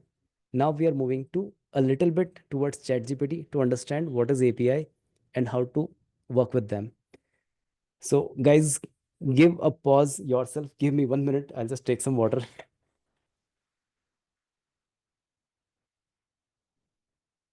Okay, I'm back. So when we use ChatGPT, by default, you go on something like this, chatgpt.com, and you see this kind of a whole interface where you can ask any questions, anything on GPT, and it can answer you. Now, this is not the same GPT what you can use on API because I told you earlier, GPT does not provide you free APIs. It has restriction like if you're a human, just use it here. That will be a limited use. Their servers will be less loaded. And here you pay for, let's say, this $20 plan. So currently I'm on a $20 plan for a personal use. So that's fine.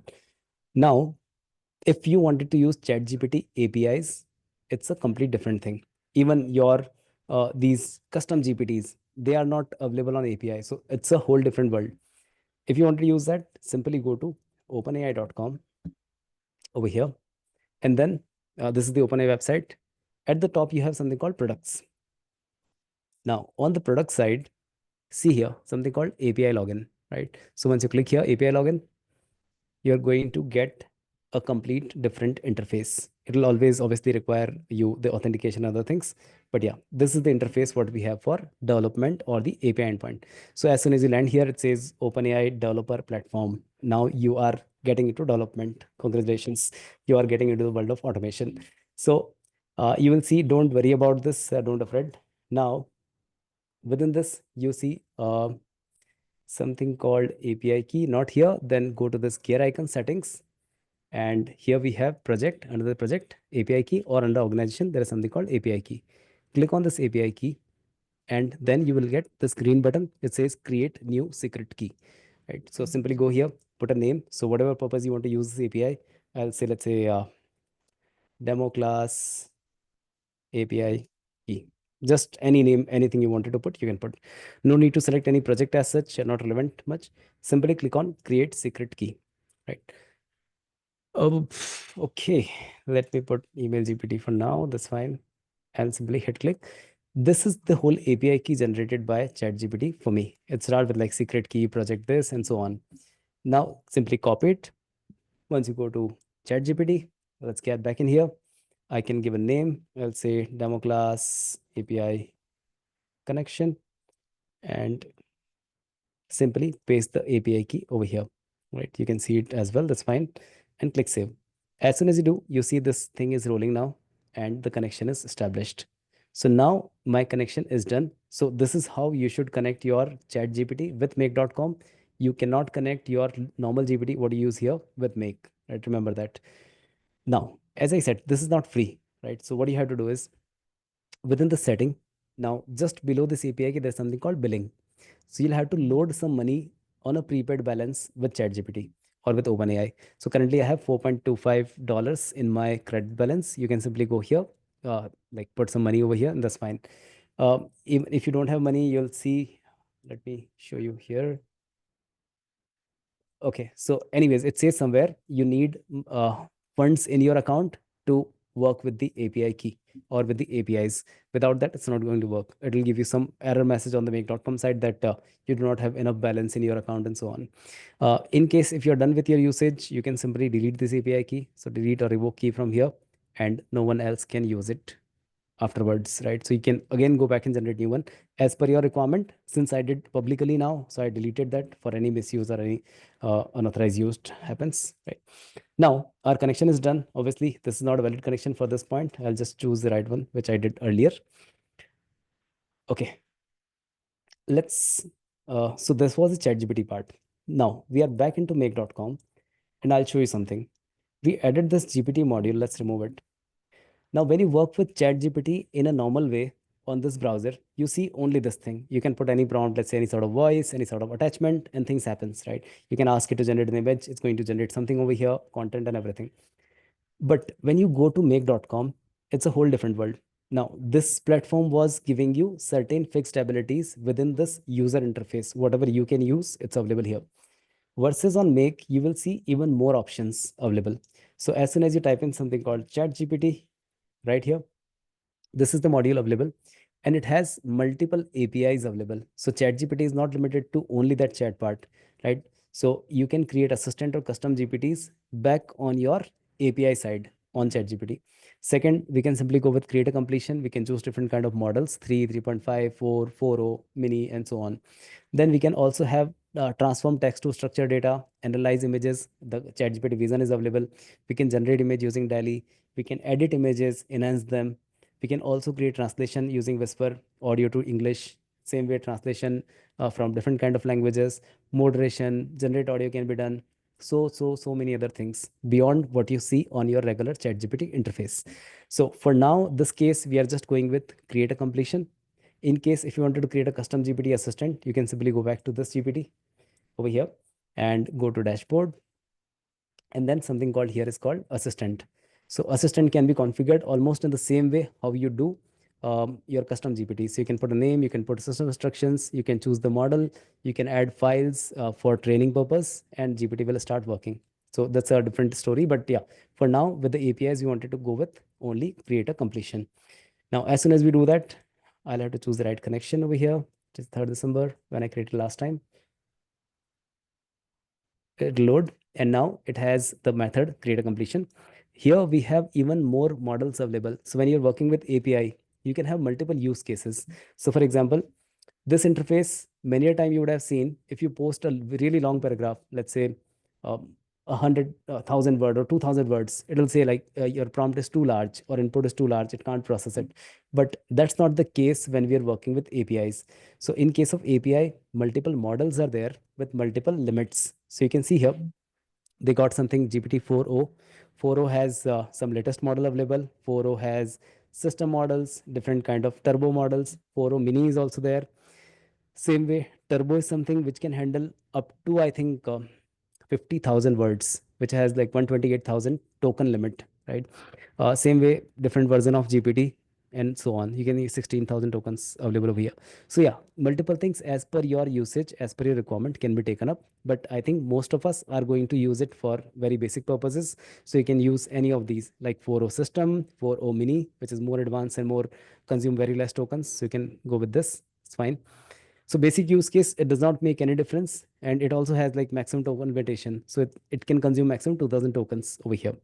Then when you configure something inside GPT, now put the focus again over here. Let's say here we are choosing ChatGPT assistant.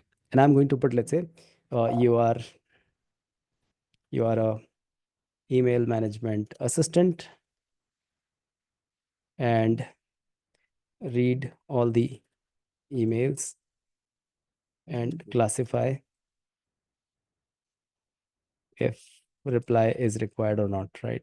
So this kind of prompt I have given is required or not required, right? This is how I given this whole prompt. And then I'll say, I'll have to provide some information. So I'll say sender colon. Now see the magic, how easy it is. As soon as I click on any of these kind of inbox or input box, you see there is a pop-up coming in alongside. If I click anywhere else, the pop-up is gone. As soon as I click here, what does this indicate? So it is actually a box which shows all the output from your previous module, from the Gmail module. So let's say it got, you saw there the earlier output, right?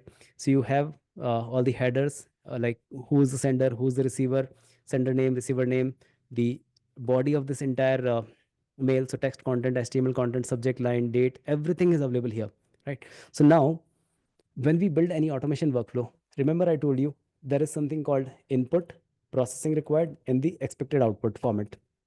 So over here, we are going to give it an input because every email will be a different email, right? So we can't hard code something. So we said, who's the sender? I can simply map the sender email right from here itself. So as soon as I click, wherever my cursor is, it's going to be added, or I can simply do a drag drop, and this is done. Same way, guys, someone is asking 10-minute ka break. Wait for 5 more minutes. Let's complete the smaller steps, and then we can check if Om is giving us permission for a break or maybe some question answer session. That's fine. Give me 5 more minutes. Let's wrap it up until here. So these are the input that I'm going to manage. So I'll first edit sender, right? Then I'll say subject. Simply, I can choose the subject from here, drag and drop, done. Then I have email body or email content. Then I can choose simply the text content coming from this email as an output from the first module. See how easy it is, right? Now, if I click OK, let me check if the connection is perfect. If not, we'll just have to redo it. 3rd December, not this one. Okay, let's keep it this. Choose the folder. I'll choose inbox as my main folder. And then I can put, let's say, not 10 emails, 1 email for now. Click OK. Pause the mail. Let me check if I can choose. Okay, perfect. So here, as soon as you choose, select the first email you wanted to process. I have a long list. Like as I said, it giving us so much flexibility. We can choose from which particular email we wanted to proceed onwards. So let's say I take mantra updates, for example. Let's say this one, right? Click OK and run this once. Now, here you have flexibility. You can run scenario for testing purpose over here, run once. It's not live yet. You see, this is toggled off, right? So it's not working anymore. But when I wanted to run it once, I can simply do it. So this got us the email from Mantra, your Mantra return request accepted, for example. And now here we got GPT response, reply not required, because we passed this entire input over here. So you see, you're a email management assistant, reply all the emails and so on. Here the sender is automatically updated, updates at mantra.com, your mantra accepted, and the whole body email comes here. So GPT understood, treated properly, and then it choose not to reply this email.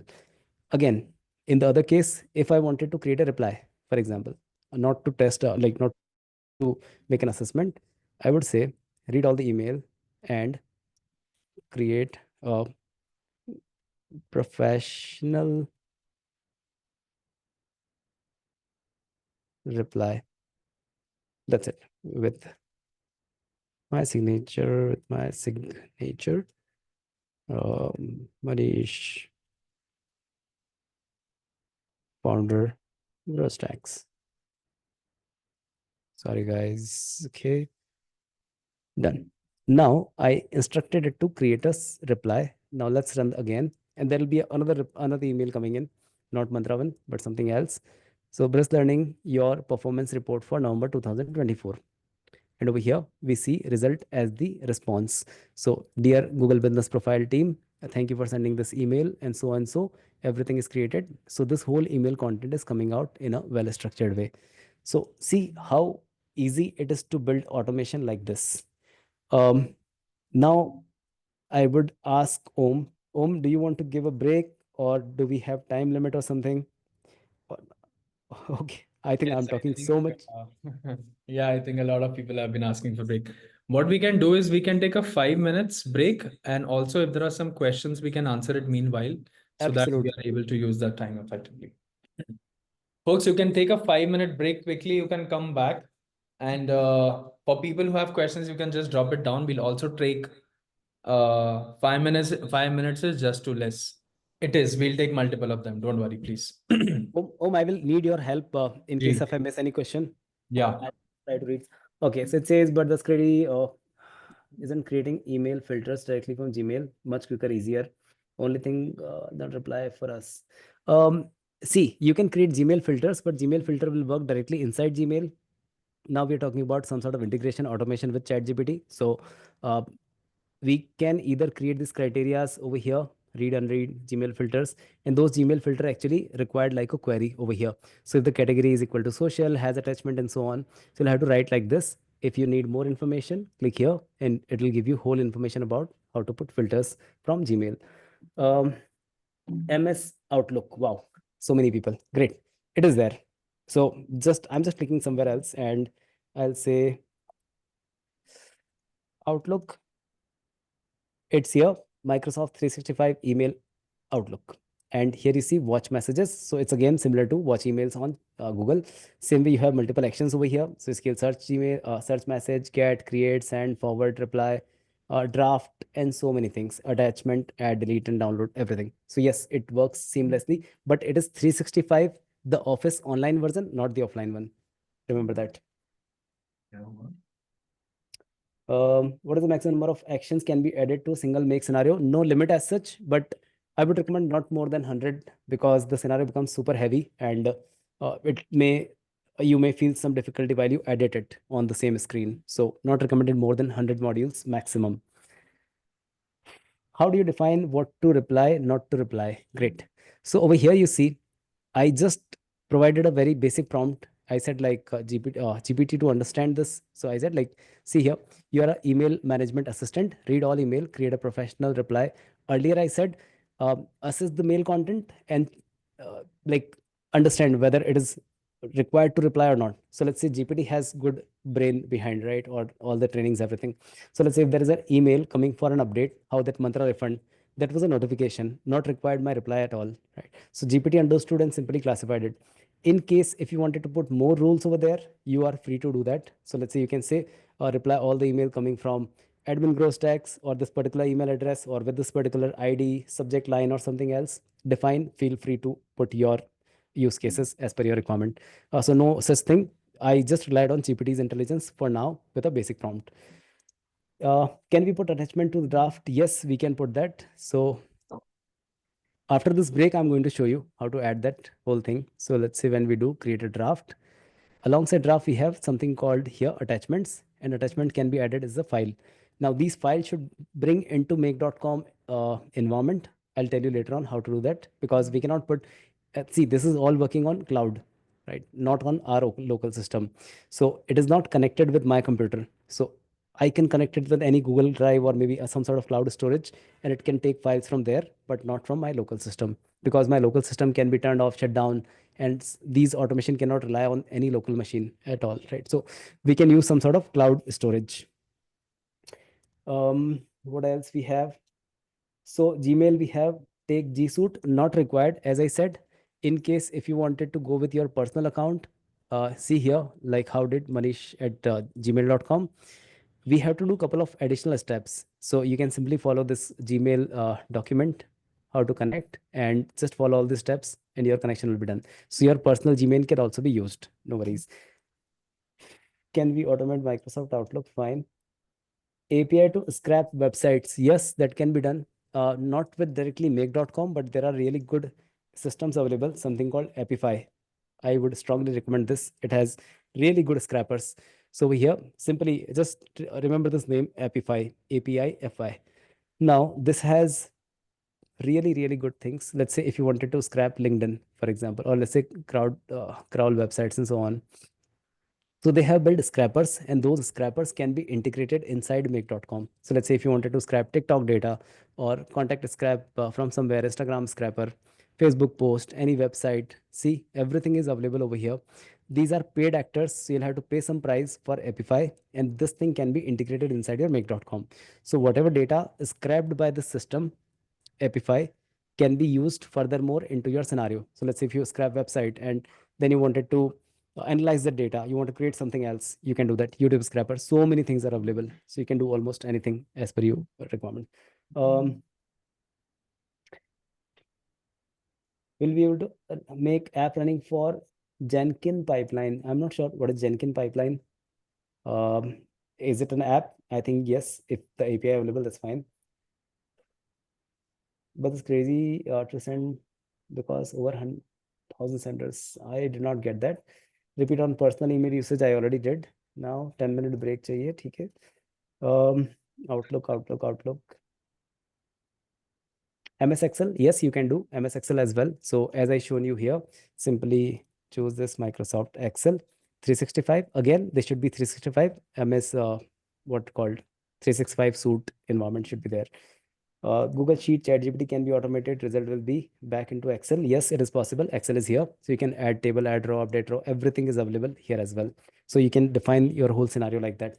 Remember those pre-checklist or that pre-automation building things. So you should define your process first, like from where you want to get data, which should process, where to get out, and then update.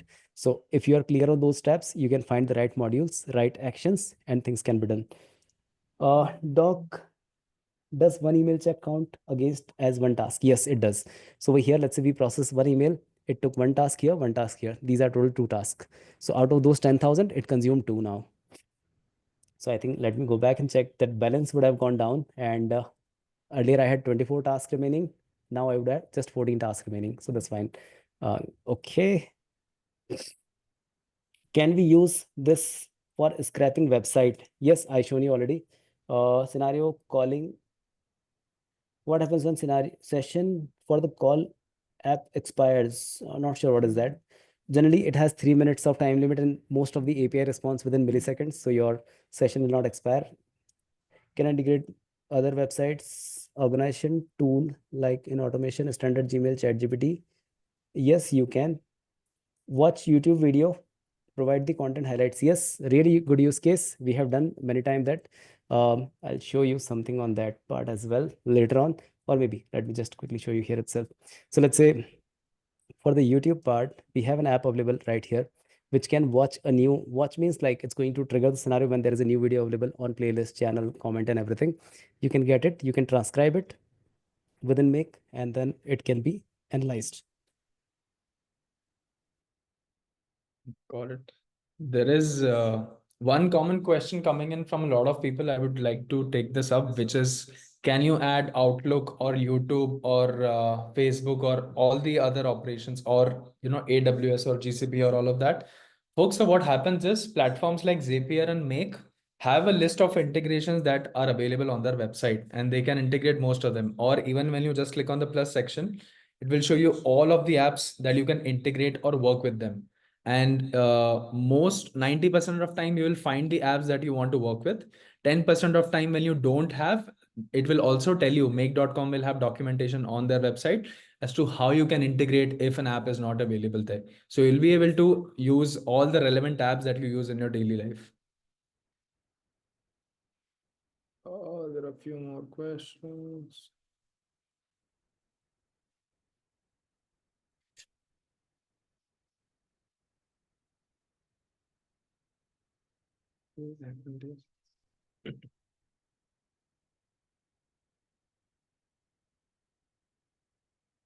Any other question that you want me to answer?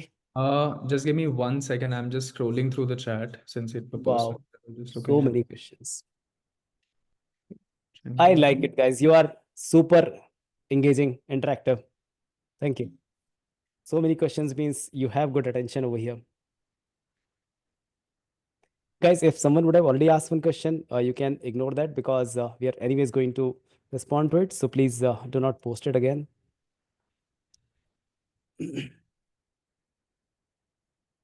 Somebody's asking, how can we create social media automation? We are going to come to that. Please help and teach us how to. Okay, that's covered. Please help us with LinkedIn posts. We are coming to that. Can I add a module between two modules? You can. Aditya, yes, you can add a module between two modules if you have any step in the process. I will show you. I will show you. No worries. Okay. Pratham has asked one question roughly about 5 times. Can I comfortably run basic automations for free? You can. So you can run up to 2 automations. 1,000 tasks are always free on Make every month. So no worries on that. Yeah. You can do. Got it. And I think multiple questions around the use cases only, Manish, roughly about Can I do a code review? Can I connect AWS? Can I automate this? Can I automate publishing? Can I automate? I think basically in terms of automations, I think Manish, you can share that as well. Automation is not only limited to one or two use cases. It is an underlying, base property where you can, automate a lot of your redundant tasks, right? If you can list down a process, if you can list down a workflow, you will be able to automate it. As simple as that. If it requires AWS, yes. If it requires LinkedIn, if it requires scraping, if it requires publishing something, or if it requires reviewing something, unless and until you as a person are able to define the process, you will be able to replicate that over tools like make.com and Zapier. Yeah, I think Manish, roughly pretty much that. We have also touched the 5 minutes of break time, so we can get back. Okay, done, guys. So here I shifted my scenario. Okay, that's fine. Good. So over here, you can see we built this basic automation right across the fundamental things. So far you understood, we created this first prompt, and with this says if I wanted to create a reply or I wanted to create judge first of all whether this email should be replied or not replied, right? And I shown you this whole automation working. Now we got the response from ChatGPT. Simply we can map the response back into our draft.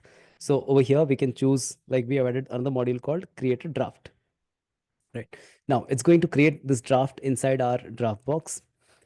Simply let's go with, it's taking so much time. Come back. Sometime make can be a little slow. Bear with that, no worries. Let's choose the connection, choose the folder, and then we can straight up map all the values which are coming from the previous modules. So be it from ChatGPT, be it from our original email, and we have to refer them correctly. Okay, somehow it's loading for now. That's fine. Let's leave it. I shown you. Okay, now see. While we create a draft, it's asking us, do you want to put an email address, like to whom this draft will be sent? So see, as soon as we click on any entry box, any input box, it's going to give us mapping from all the previous module. So now earlier it was, in case of ChatGPT, the previous module was watch email. Now in this case, this is the third module, which is create a draft. It has two previous modules and both have certain outputs. So now simply click here, and input box along with it will show you the mapping field as well. You can type in something here. I'll say type in admingrowstacks.com. It's my choice, or I can map a value from the previous one. So the sender of this email will become recipient of my reply, right? So I can simply say sender email address should put in here. Same way, subject line. I can simply put a reply, RE. It can be a combination of text as well as any mapping. So I'll say reply, I'm going to reply this, and the subject line which came from the previous one. So it's a combination of both RE and then subject line. Same way over here for the content part, I can simply choose content that is coming from the GPT, right? The result is here. Simply add or maybe drag drop and your work will be done. In case if you wanted to add any attachments, we'll have to get attachment somewhere in the middle. So let's say if you wanted to get attachment from your Google Drive or something else, Google Doc, Sheets or something, then you can attach them as well, right? Currently, we cannot select this folder. Somehow this connection is not loading. So let me see, or let me show you the build scenario itself. It was over here. So when we added everything, the subject line result, and then once we click, it's the draft folder was already selected. If I run it, the first example I shown you, I'm going to run that again, and it should create another draft for us inside our Dropbox. Guys, one super good thing is happening now is when I started session, it was 612 people. Still in the session, we have 610 people. That shows you you are super keen to learn things, and I congratulate you. You're going to thank yourself in future that you learned AI and automation. So yeah, okay. By this time, great make started working.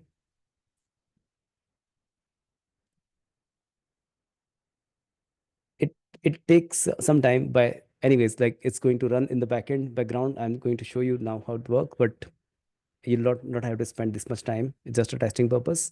So now it's working with chat Gmail API. It got recharge successful for geo number, this number. I would have done some recharge. This GPT created reply, thanks for reaching out. It's responding to geo actually, and the email draft is created. See, I haven't put the condition to check whether the message is relevant to reply or not. So we can put any additional GPT modules as required. Someone asked, can we add additional module in middle of these two? We can. I'll show you right now, right away. Okay, it's loading. Perfect.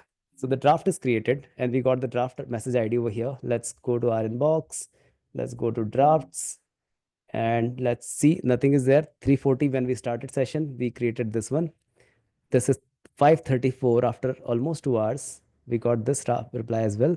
So now it is replying to Geo actually, notification geo.com. Thank you for reaching out, providing details. I appreciate Swift transaction and so on. So yeah, depends upon how GPT process it, what kind of prompt we are giving, what kind of personalization we want. So yep, this is how it works. So it can make your life super easy. And let me quickly answer that particular one. So over here, see how easy it is. You can just roll it around anywhere. So some people, while they're working on make.com, they created really good designs, like someone did peacock, someone did dogs. So you can arrange these module as per your requirement anywhere as you want. It's kind of a plugin, like that's a playboard, right? Now, if you wanted to do something here, simply right click and it says add a module. So if I want to add another GPT, simply click here. It'll going to give a placeholder, add one more OpenAI, put one thing over here, create a GPT, this create completion. I can choose the right module over here, mini. Then I can simply add another prompt. So I'll say it's a system assistant prompt. And then I'll say analyze this email content and decide if reply is required. Reply is required. Now I'll rely on GPT memory or GPT intelligence for now. So let's say I'll just putting in the subject line over here. As I said, click one and then HTML text, and that's it. I just mark it as subject and email body. So now GPT will tell me whether to proceed with this email, reply required, not required, and so on. So this is how we can add additional steps over here. Again, as we said, just read that pre-automation checklist, build your blueprint, build your entire workflow, have the clarity before you touch automation. Otherwise, you'll just mess it up. So yeah, that's it. So this is the use case number one. Now, just to ensure all of you are awake, um, we are going to get on the social media posting automation. I'm going to give you a complete walkthrough and next about 25 to 30 minutes. Are you ready? Just put ready, at least 100 ready required. 1, 2, 3, 4, 5. Good, good, 200%. Amazing. Wow, guys, you made this evening. Amazing. Great. Perfect. Let's put the attention over here. Thank you. Thank you. Thank you very much. Great. So now, uh, remember this Google Sheet. Again, part of the process. So let's start with the fundamental basics. My requirement was I have some ideas to put in, and I wanted to create social media content as well as a good image, and I want to post it on different social media platforms. That was a core problem statement, core requirement statement. Now, what I want all these things to be done using AI, ChatGPT, Cloud A, Perplexity, anything can be there. That's fine. But whatever content is generated by those AI, I want to review them and then only it should go out. I cannot rely 100% on AI. That's my problem statement. That's my way of working, right? It can be different for you, right? So you should define that first. So what I wanted, I should have some space somewhere to put my idea, my requirement of content generation, and then I can first review whatever coming out from system. And when I say post it, it should post, right? And it should post only one single post every day. Once in a day, one post should go. So I created this kind of a Google Sheet. Now, not necessarily you should do Google Sheet. You can do anything else. Let's say you have Airtable, Monday.com, Excel sheet, any spreadsheet, that's fine. Only condition, it should have API or it should be connected inside make.com. That's the primary fundamental check. So now what I added, the first column as idea content user input box. Over here, I can put my idea. And then I wanted to track the post status. So whenever I say, let's say I have 10 ideas today, suddenly came to my mind, I just want to put all of them over here. But I don't want to generate all the content altogether. So second condition I had is whenever I say I'm ready with one idea, I'll put it like generate post content or generate content for this particular idea. It should generate only for this, not for the others. That's my second condition. Now, the third condition is whenever the content is ready, it should go and say, okay, ready for review. When I say post this content, I can make any changes. When I say post content, it should post content and change the status back to posting done. So that's how I can track things. Along with that, I also want the posting date and time, right? So this is my process. This is my way of working. It can be different for you. Just keep in mind. So I built this entire Google Sheet. First of all, the user input or the content idea. Second is post status.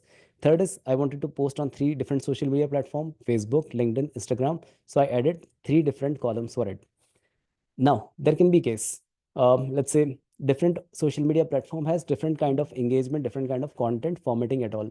So let's say LinkedIn, we can write long post. On Instagram, generally people want these kind of emojis, some sort of engaging interaction or attractive things. Facebook is a mix of both, right? Then I also want to see the image, what is coming out. So I have one placeholder here for the image. I can simply click and see what came out from AI. And if I wanted to replace, I can just replace some other image over here and then posting date time. So this is my structure, a very basic, neat, clean, simple way. Now, I started building a scenario, but let's go to make.com and let's see how this look like. Or maybe let's start with the fundamental at all. So let me remove everything. In case, guys, if you want to remove something from make, hold the shift key and simply hover. Everything will be selected. Hit enter, delete. It's gone. So I can start a new scenario from here. Right? I just clean the entire canvas. So this is easy how it is. Right now, we are going to start with Google Sheet because I will always put my ideas on a Google Sheet. Right, but let's see what Google Sheet module offers us inside make.com. So we are here on Google Sheets. Now Google Sheet offers us a trigger which is called watch new raw trigger when a new raw is added. Or there are a couple of other actions, let's say add raw, update raw, search raw, and so on. If I choose this one, then as soon as I add this raw, let's say over here something else, a new post, for example, I add a new post to be done, right? Now, I'm not ready with this. If the trigger is going to happen, then it may take this one, which is incomplete, which is not even ready for the posting part, and it may just lose out that because trigger is going to consider any new thing only once. So let's say when I added this one, whenever the scenario will run next time, it will consider this as a new line. If this does not qualify, does not process for some reason, it will not again consider it as a new line next time. So it is a time bound, right? So let's say currently it's 5:42. I added this line. Now, whenever the automation is going to run, let's say at 6 o'clock, if this line is not ready or not processed, at 6:15 again, when this will run, or maybe next day 6, this will no longer be a new line for make.com. So I don't want to take risk with new line or add new raw, watch new raw. So what I can do, I tried to figure out something else. So let's say, as per my requirement, wherever I have put in something called generate content for post, right? That should be taken up. Now, how that will happen? Because I added this line 4 days back, and now I'm putting it like generate content for post. I want to generate for this one as well.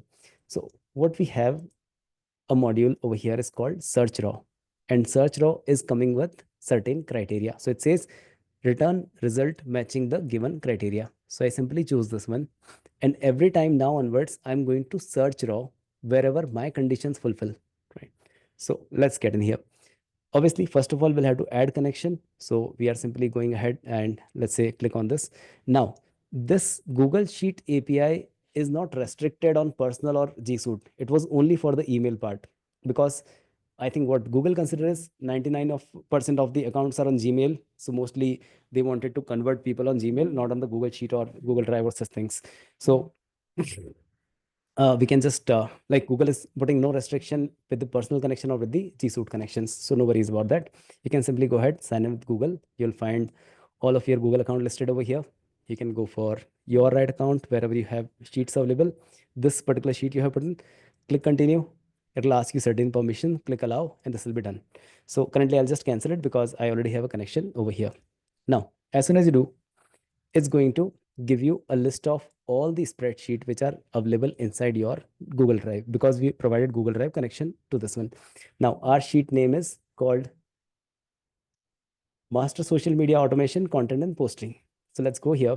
It's a long list. You can either search by scroll or you can simply search on this box where we say master social media automation, content and posting. It comes here. Selected this one. Perfect. Now one Google Sheet can have multiple subsheets. So let's say here is a sheet called tracker, the sheet called sheet 5, something called key component and something else. So the automation should know like which sheet I'm going to work with. So currently we are saying it should be tracker sheet. So simply go here, choose the tracker sheet. Now it has like the foundation, what to focus. Someone is asking which trigger we choose. So actually we have a custom trigger. We like took a trigger called search raw, right? So this is a trigger. We made it a trigger. So make does not have like you should always put first trigger, first module as a trigger only. It can be action as well, but you can choose it like a trigger. So it's going to work in the same scenario. Then, so we choose this one. Now it is asking whether our table contains header. So yes, our table has a header line. So if we define yes, it's going to skip this line. Otherwise, it'll just unnecessarily process it. So there is no content not relevant. Then column range, keep it by default as it is. Limit, we don't need any limit because we are anyways going to restrict it. Now over here, we can define two filter conditions. What filter condition? If we don't, then it's going to get us all the lines. Okay, let's do one thing.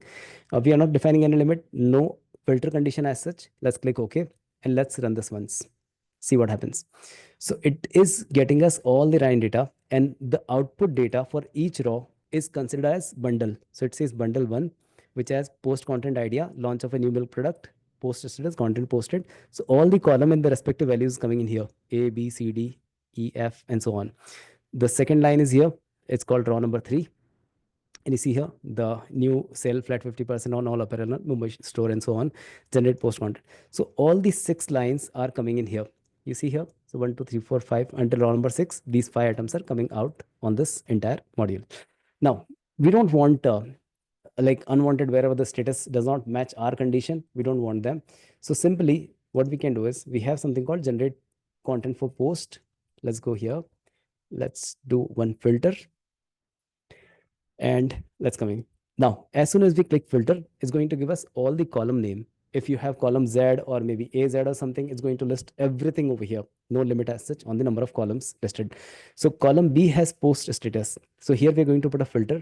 We say post status is equal to, and I can simply paste the status, what we want, generate content for post. Right. Now, if we click OK and run that again, it's going to give us only 2 lines which has generate content for post, row number 3 and row number 4. Let's check out. Yes, this is row number 3 and 4, which has condition generate content for post. I don't want for this now. I can simply delete this status. If I run again, it's going to give us only one single row which has generate content for post. Right. Now, similar way, we can also add one more condition over here. So we can put or condition or the post status is equal to, we have another trigger over here which is like post the content. The scenario will trigger again whenever we have post content as well. So let's put it here and let's save it. Currently there is nothing called post content. It was only the generate content. Let's see. Let's run once again and check out. So this has only something called generate content for post, only row number 3, right? Now once we got this content out, now I wanted to engage ChatGPT. So let's get in again with ChatGPT. Let's go here, create a completion. Let's choose the right connection. So we have all the credits, all the linkage over here. Perfect. We can choose the model. So over here, we are going to choose GPT-4o mini, which is super efficient in terms of number of tokens, pricing as well. Um, Guys, I have good experience with ChatGPT, and from my entire working with this, it is so economical that with $1 price, it can create you at least 50 to 100 posts. It is that economical, honestly. So, like, not to bother, worry about that. Fine. So now here we choose about assistant and the text content. We have to give it a prompt. So what I did actually, I already wrote a good level of prompts over here. Let me just take this off. And these prompts are actually okay. Okay, okay. Or maybe we can write something. Give me one sec. Sorry, guys.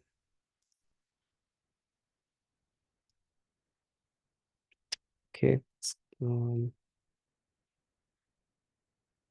Perfect over here.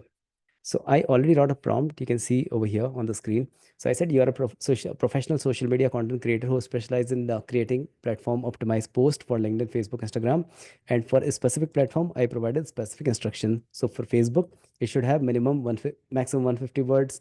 For Instagram, casual, professional for LinkedIn, and so on. And here all the different things which relate to my like brand voice and so on. So I can simply copy this entire prompt, paste it here.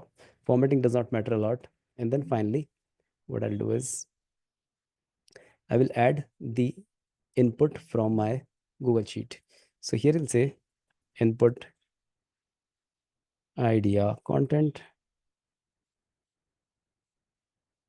and simply I can add the input from column A of my Google Sheet. So this is done. Leave this prompt as it is, does not make much difference because GPT will understand it. That's fine. And we can define the number of tokens. Currently it says 2000 tokens can be used maximum. It's not going to use 2000 at all, so not to worry about, but we can put I think 4000 as well. So we can give it liberty, and let's run this once. Let's see what happens.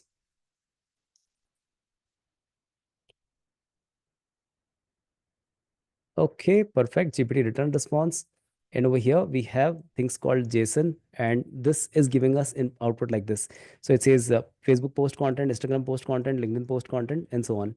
Currently, you see everything is coming together in this kind of format, right? Now, GPT has something really good. So if you ask GPT to give content for all three together, it's going to give you like the whole bundle, and it's really difficult to map that content to specific Google Sheet stuff, right? Now, every module inside Make generally have something called advanced setting. So you should always try this, my recommendation. So once you go to advanced setting, you see something called response format. Now, GPT is giving us a full long text structure, which we may have to refine later on, but it also gives us one more extra ability, which says response format. Now, this response format currently by default set is text. Now we're going to select it as JSON object. What does it mean? So by default, as I told you earlier, APIs are generally working with the proper JSON structured data, right? Now, when we have to map this output to any next module, we wanted a structured JSON thing, then we can easily map it. If it is a cumbersome, this kind of a long string which has everything all together combined, then it's going to be a little difficult. We may have to do more things over there. So what I did, I simply choose response format as JSON, and also I said parse JSON response. I said yes, parse it. Click OK, and let's run this again. Oh, okay. My operation limit exhausted. Let me go to other one. Not here. Not here. Tom H. Perfect. Okay. Let me just show you something right here. Unlink. Unlink. Let's put the GPT connection right back. I'll generate an API key. So sorry, everyone. Actually, the previous account exhausted operations. So demo key. See, I'm going to create a connection over here inside my this thing. Added uh, grow connection, always good, and then save. So it should be working again. Perfect. It's done. The whole prompt is here, well structured, everything. We have this structure as well, JSON object, and things are done. If I run this again, see here. So now the results are very much segregated, and they are mappable as well to the next module. So we have Facebook post content, the content coming in here. Same we have Instagram post content coming in here, LinkedIn, and so on. Now it's really easy for us to map this everything into our Google Sheet. So what I want, once this content is generated, I wanted to map it back to Google Sheet. And even before that, I want to generate an image as well, which is relevant to this content. So over here, we have used the second module of ChatGPT, which is called generate image. And this generate image is going to generate image with a visual model of ChatGPT that is called DALI. So over here, I selected DALI 3, right? And I provided a long prompt over here. So it says like generate a square image 1080, which I preferred because it's quite common across all the platforms.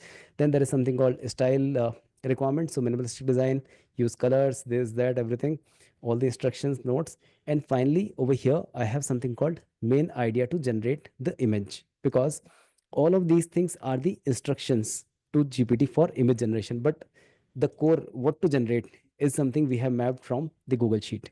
So you can see here, idea content, the column A is mapped here.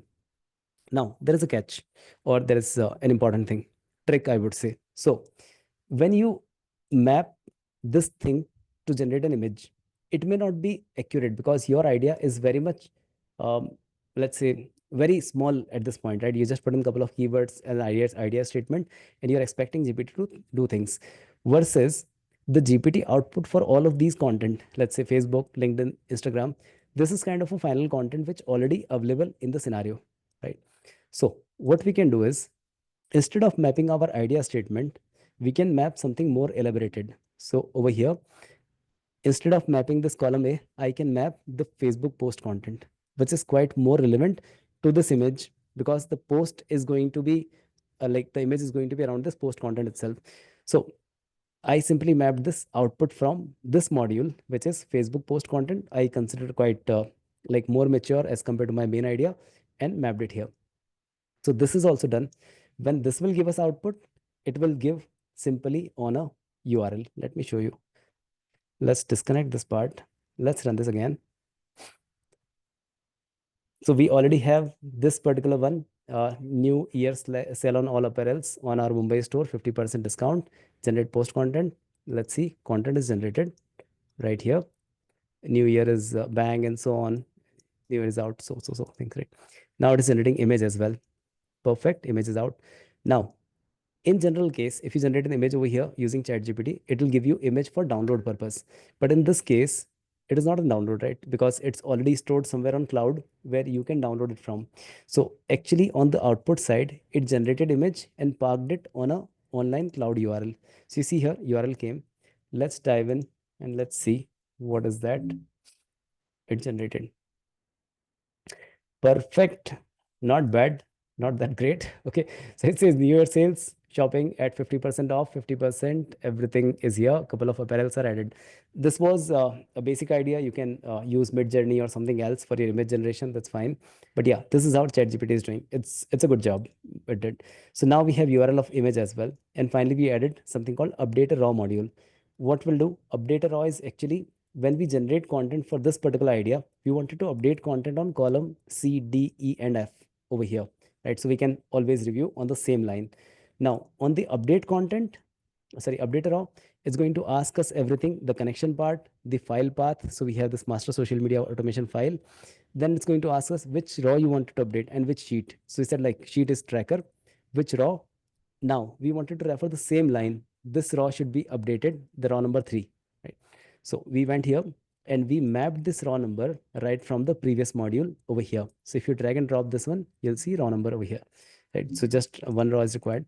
And then we wanted to change the post status column B as content generated, or what we have. Let me see.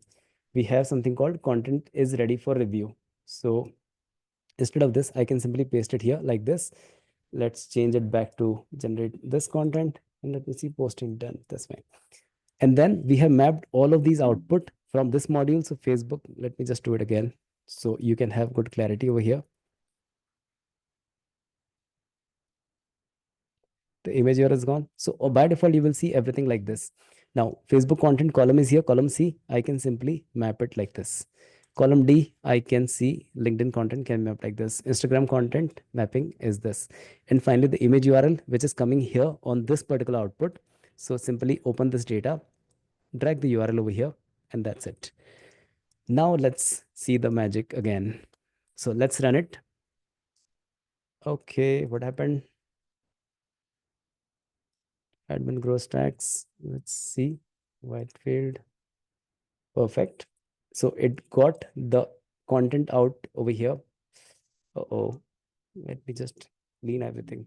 So this is cleaned. So now there is no content available over here. All of this is blank. Let's see. I have my hands open. Perfect. Everything came out. Great. So automation would have completed by this time. Yes, everything is done. And you see here this Google Sheet. So Facebook content is out. It's slightly different. New year, new wardrobe. A step into 2024 and so on. We got the image URL as well. Let's click on this. Let's open what came this time. Wow, this looks really good. New year, new wardrobe, new year sale, 50% off, top sale, and so on. This looks really, really good. Eye-catching, a good impression image. Perfect. So everything is out here, and the status also got changed to content is ready for review. Right? See how easy it is. Now, at the second step, we wanted to post this entire thing on our social media. So let's say I want to make some changes. New wardrobe and new you are something like, yeah. So I made some change over here. Instead of 2024, I'm making 25. That's the new year coming in. Same here, I'm making 25. So I made these small changes, and now I'll say I'm ready to post this content on social media. So I tag this one. I'll have to make some changes on the scenario as well. So this was the route number one, which is going on top. Now, on the same scenario, we have created route number two as well. Now, what we have done with route number two, so first of all, we are going to get this cloud-based file inside make.com. So this actually generated by ChatGPT, and it is stored on some cloud server. So we can use it, or anyone, any other platform program can use it, because it is generated by API. And if you're going to use something like here, let's say generate image for discount, it'll straightforward give you here itself. Let's say I just do it, and it's going to run that whole image generation right here.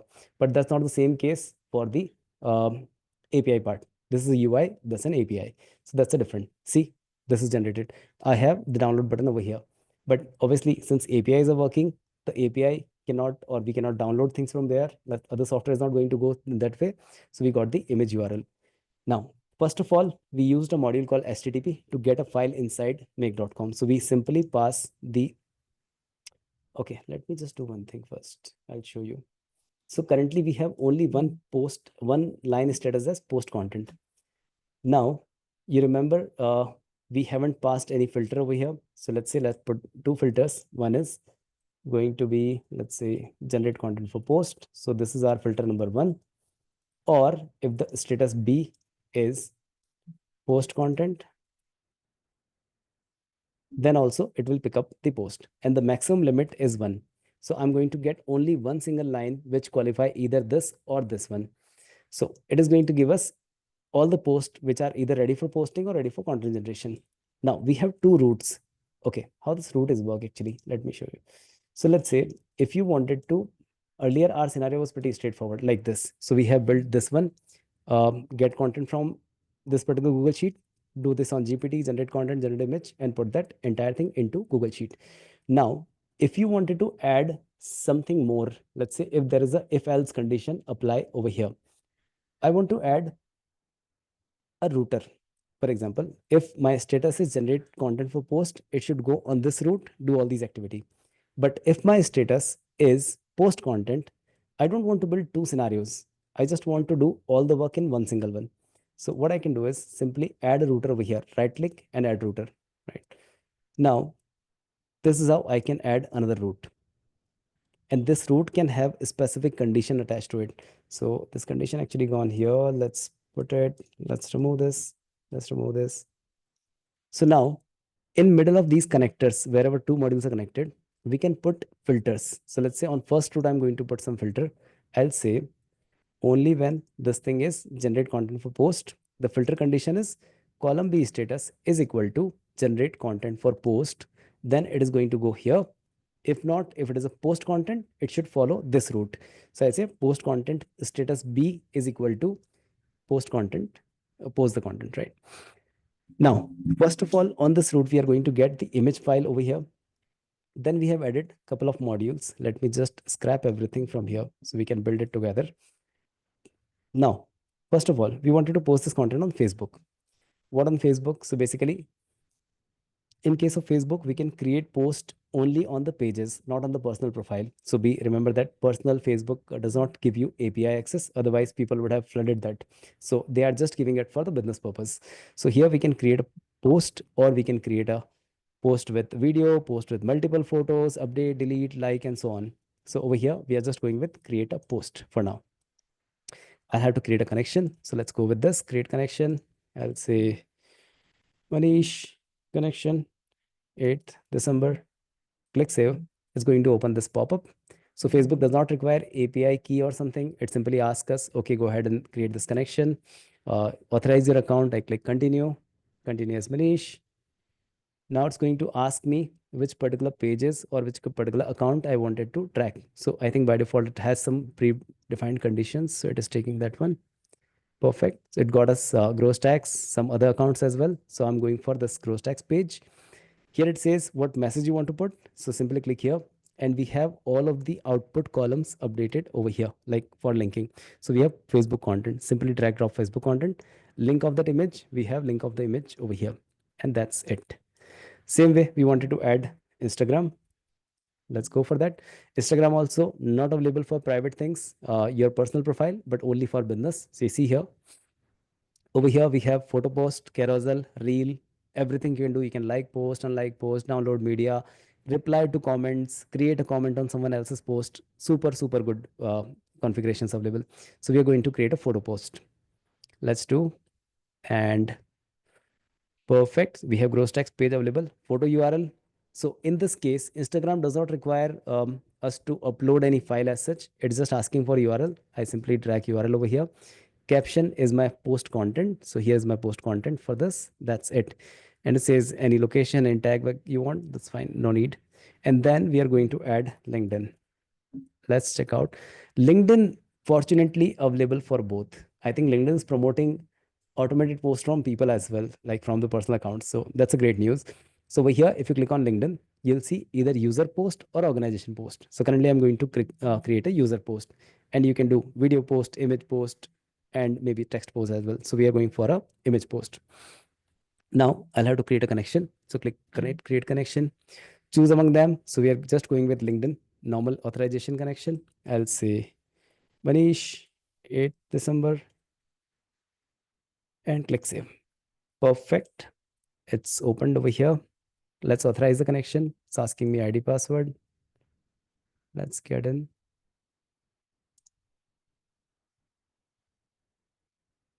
Uh-oh. Let me see what went wrong or may not be. Let's see. Okay, our connection is done.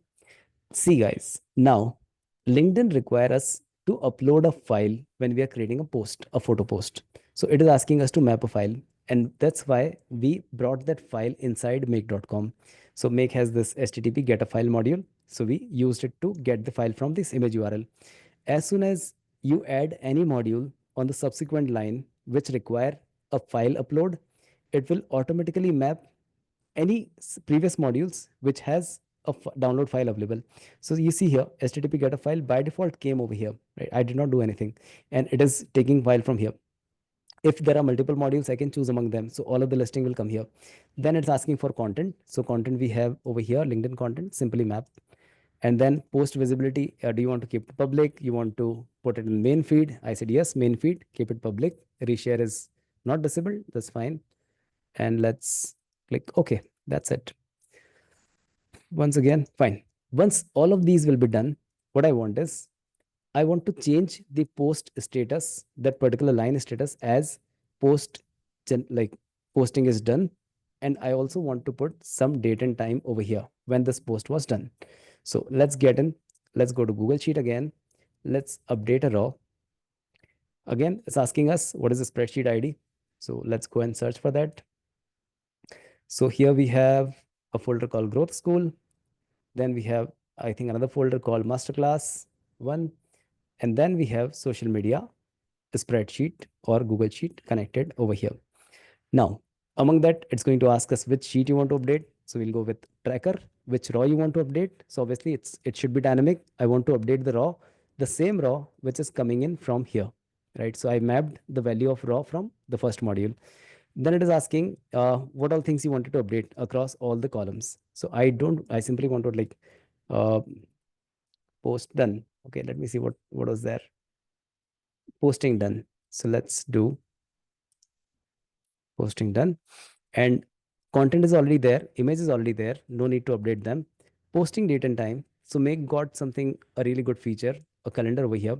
Like these are all functions and all variables available right across. Whenever you click on this, the mapping module has all the previous mappings as well as multiple mapping from within system variables. So here we have something called now. So it is going to update date and time of the now whenever the scenario runs, and it's going to post the now timestamp will be added. And obviously I want to update it because I wanted to format. So I said format date, and as per my format requirement, I'll say dd mm YYY. So this is, and then even hours, minutes, AM, PM. Right. These are short commands. You already have the format date formula over here. So how to format things. So all the guidance, everything is available right across. So that's it. If I will run this again, you see here, we have two posts. One is called generate content. Second is called post content. Let me just keep it off for now. I only have this thing where I change this 2025, and let's run and let's see the magic. Okay, nothing happened. Why? Post content, post it as post content, or that's fine. One, let's run it again. Oh, something did not work.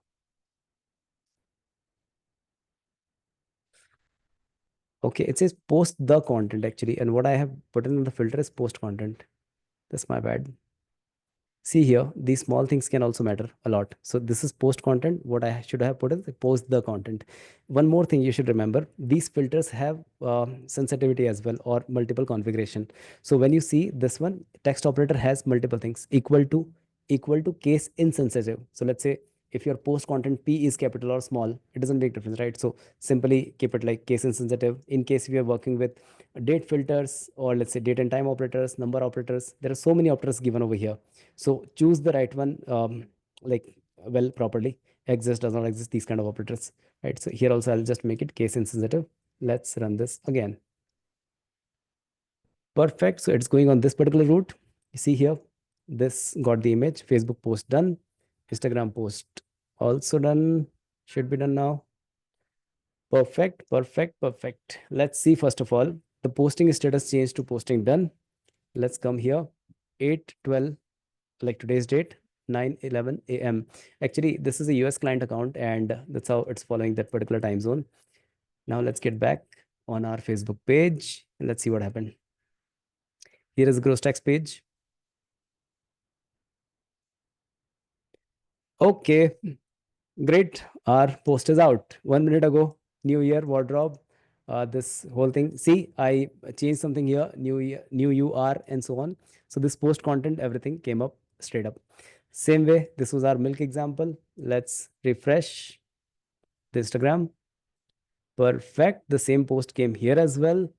2025, what we changed. And I would recommend there's something called be the first to like this. If you want, you can like it. Or if you're on Instagram, please do like. Or if you're on LinkedIn, you can also like it. This one. Okay. Perfect. It came right here. Step into 2025. 1 minute ago, the post is done. See how cool and how easy it is to build automation like this. And this is just a basic example, what I shown you in last couple of hours and how I did really quickly. In case if you wanted to make it more sensitive, more sophisticated, whatever, your configuration, your customization, you can do almost anything with the automation. One last thing I'll show you how big automation scenarios can be. Okay, a few things quickly over here. In case if you wanted to import, okay, if you get some blueprint of automation, I think we'll provide you one of these blueprints. So when you get it, and even you'll get this particular sheet as well, for your reference purpose, for your practice purpose. So simply go here on file, click on make a copy, and copy this file into your Google Drive, because you'll not be able to access my Google Drive. It's all my connection. So when you build this automation, simply go here, make a copy, and build it inside your Drive. Secondly, if you get the blueprint of this entire automation, there is these called three dots, right? More. So click on this, and you have something called import blueprint. So we're going to provide a blueprint file as well that look like this. So for example, you have something called this blueprint.json, right? Now you simply go here, import blueprint. I'll just show you something. Let's say, let's go back here and click on create a new scenario. By default, this is fully blank. If you get a blueprint file, simply go here, click on blueprint, import, click on choose file, and you will get this blueprint.json. Click save, and the whole automation scenario will come like this. So both of that can be imported like this. Yeah, and you'll have to obviously update your own Google connection, your own Facebook, Instagram, LinkedIn connections. Also, when you do these connections, don't forget to change the particular page, because these are my pages. You'll not have access to post on those page. So when you build connection, simply choose the right page. Otherwise, you will face error that it's beyond limit or not accessible or something. So don't worry about that. And same way, API key should be enabled. So yeah, that is it about the automation part. And I will quickly show you one last thing, how big automations can be.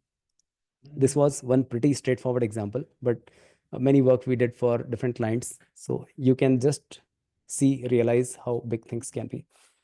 This is a company where we built almost like 200 plus automations and saved many, many headcounts. For example, let's go for this one. This particular automation has 254 modules apart from the trigger module.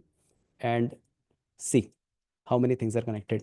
So they are getting the whole product delivery process right from Zoho Begin CRM. When they create a particular deal inside Begin CRM, that deal goes update on a Google Sheet, then goes for Microsoft Teams for certain things, and then it goes for Google Drive, Outlook, certain WhatsApp APIs, certain Facebook API, and so many things. Different Interact is like again WhatsApp API over here. This is for some reward recognition API. So many things are happening, and this is large automation is being built. All depends how neat, clean your process is.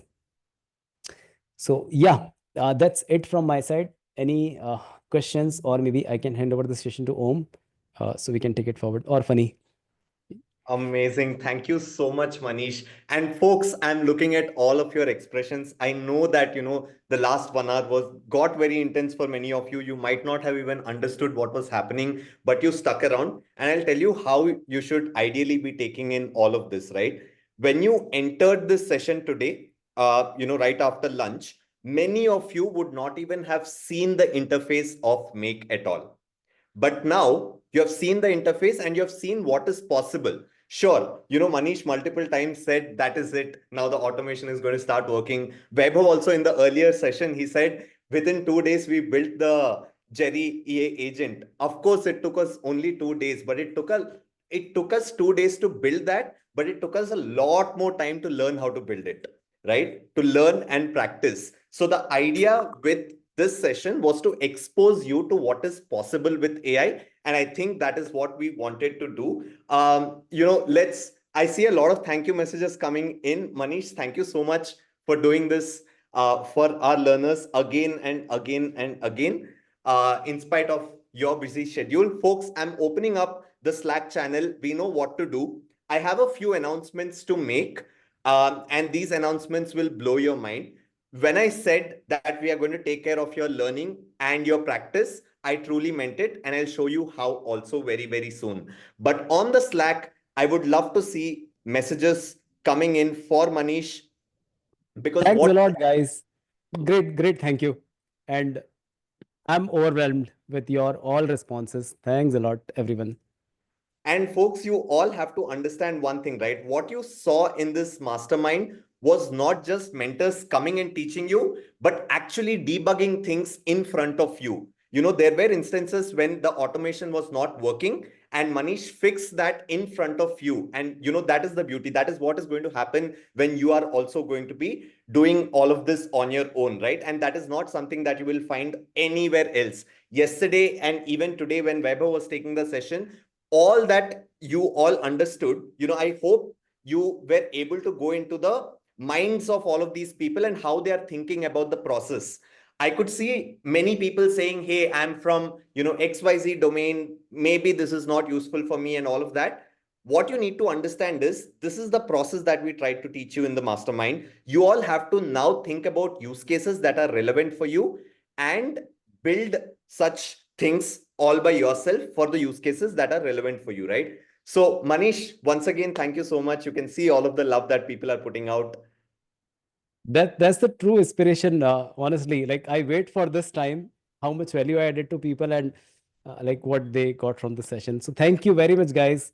Super energetic. Like I'm feeling overwhelmed, and we have almost 590 people here after 3.5 hours. Great. Like hats off to you, your dedication, your commitment to this entire learning. Absolutely. And folks, you have to pat yourself on the back at this point of time, because you stuck along in spite of feeling overwhelmed. You stuck along all throughout to learn what or what's possible with AI. So kudos to all of you as well. Manish, I'll quickly take about 10 minutes to make some announcements. Uh, Sure. by the way, Manish has been kind enough to give a bonus to everyone who has participated in this mastermind. Bonus number one that we already spoke about is 10,000 make.com credits, which will allow you to go ahead and practice all of it that you have learned. So that is what we have already put out. So thank you so much, Manish, for doing that. And I think the kind of stuff that you are doing, you're preparing people for the future, and all of these people here are already taking the early mover advantage when it comes to the AI space. Of course, you might not see them building these automations right away, but in the future, whatever they are going to be doing is because of whatever you have taught them today. So thank you so much, Manish, for that. All right, you are on mute, Manish. Okay, one quick thing, guys. If you build any automation of social media posting or something which you take out to public, just try to tag me. I would like to see what kind of work you're doing with my learnings. So yeah, thank you. Thank you with that. Awesome. So now I have a few announcements to make. We already have many reasons to thank Manish. I'll give you one more reason to thank him and, pour all the love that you have for him, right? We knew from the beginning that this session would get very overwhelming. So, what Manish has actually done is he has also created tutorials of make.com, and those tutorials will be given to all of you so that you can watch it at your own pace and you can build things on the go while watching. So that is going to be super, super, super helpful for everyone. And this will be released to you by tomorrow so that all of you can practice how to build automations. Thank you once again, Manish, for doing that, for putting in that effort as well. And of course, there are a lot of workbooks and material that you will be getting along with the recordings of automations and make.com. I'm loving the messages on the chat box. Awesome. And while Manish has given us those bonuses, we also are incredibly happy that all of you have stuck along throughout. In fact, whenever we do this mastermind, it is an inspiration for us to see people like all of you spend 16 long hours trying to learn. And thank you so much also, those of you who have still kept your cameras on. Thank you so much for doing that all throughout. I can recognize faces here, like Yagnesh sir. Thank you so much for having your camera turned on all throughout. Anil, we had Suresh, we had Vijay, lot of Deepika, lot of you all kept your cameras turned on all throughout. Now, there is one bonus that is coming in from Growth School's side as well. It's in fact not a bonus, but a lot of people from day one were asking, why are you not giving us the recordings of the sessions and all of that? Now, let me tell you this. There is no reason for us to keep the recordings of any of the sessions with us. We lied to all of you and we tricked all of you. How does that make you feel? Somebody says, I knew that. We lied and we tricked all of you into this. We have no reason to keep the recording of any of the sessions. All of the recordings will be given to you in the next 48 hours, and all of this is going to come as a package to all of you. Now, why did we do that? If on Friday, when I took the onboarding call, if I had told all of you that recordings will be provided, 80% of you would not have completed what you have completed over the 2 days. That was the only reason why we had to lie all throughout and take some hate messages also because of that. Now I'll tell you why these recordings are also important, right? When we were building this mastermind, we knew that it is not easy for people to absorb things immediately. But like I mentioned about this session itself, and every other session that you had in this whole mastermind, right? The intent for us was to expose you to everything. And now it is on you to go deeper into each of these things. You will, of course, have all of our support, the community's support, and the support of the recordings as well. So you should be going, what you should be watching these recordings and practicing everything on your own, so that you are able to go deeper into this technology and do things all by yourself. But our motive was to expose you to as many things as possible. That is why we sometimes had to stretch. We had to take your breaks as well. We didn't let you eat. We didn't let you go anywhere. We were just like, let us, teach for 2 days and then get done with it. Now, I'm sure all of you, if you spend some time thinking about what has happened over these 2 days after today, you will have a lot to talk about to all of your family members, friends, etc. And more importantly, we spoke about four different powers. We spoke about four different powers when we had the onboarding call: the power to think AI, the power to build, the power to automate, and the power to network. Our goal in through this mastermind was only one: to help all of you get the power of thinking like AI, right? So you might have n number of problems at your workplace. You might have a startup. You might be doing a lot of things professionally. Now, from today, you have to take that step of thinking, how can AI help me in whatever I do? Because AI has multiple use cases, and you all know about all of these possibilities today.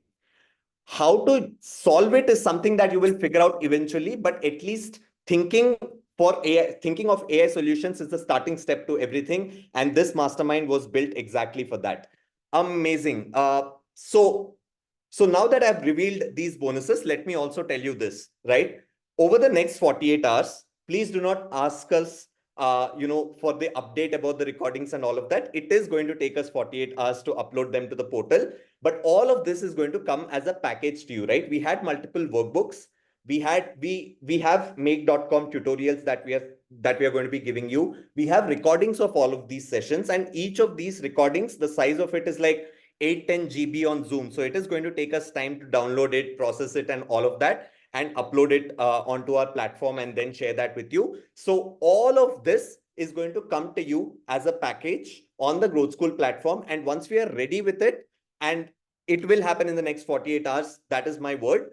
Once we are ready with it, we will only send an announcement on Slack and over email as well that all of this has been uploaded and delivered to all of you. So please do not bug our support team, otherwise they will be swamped with emails.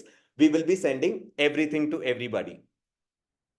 And of course, the bonus courses and all of that also that people are supposed to get. So a few of you are supposed to get as part of what you took when you joined this particular mastermind. All right. Now that I have spoken about this, coming back to the make credits also, you will get it. There was already a link shared, but we are also going to be sharing an email with instructions on how you can get all of this. Awesome. Now, coming back to the four different powers, right? First one is power to think AI. Next is building. Next is automating. And the last one is networking. Now, all of you have gotten the power to think AI, right? Think of AI solutions, and that is something that you should continue to do. We also got a lot of inquiries from people about the program post lunch, so I'll talk about that also. But whether or not you are joining Growth School's program for this, everybody on this call should aim to get all of these four powers as early as possible. The reason is, all of us today have the advantage of being early movers into this space. 2 to 3 years later, you will start seeing a lot more people learning all of this. And at that point of time, we don't want you to be at a place where you end up having to think that, hey, 2 years back, I attended Growth School's mastermind. They mentioned the same thing, but post that mastermind, I did not take any action. Right? Because then 3 years later, also with all of the learnings that you have, eventually, if you don't implement these learnings, you will end up forgetting everything. You should not fall into that bucket. So irrespective of how you are going ahead building those other three powers, you should be focusing on building those powers.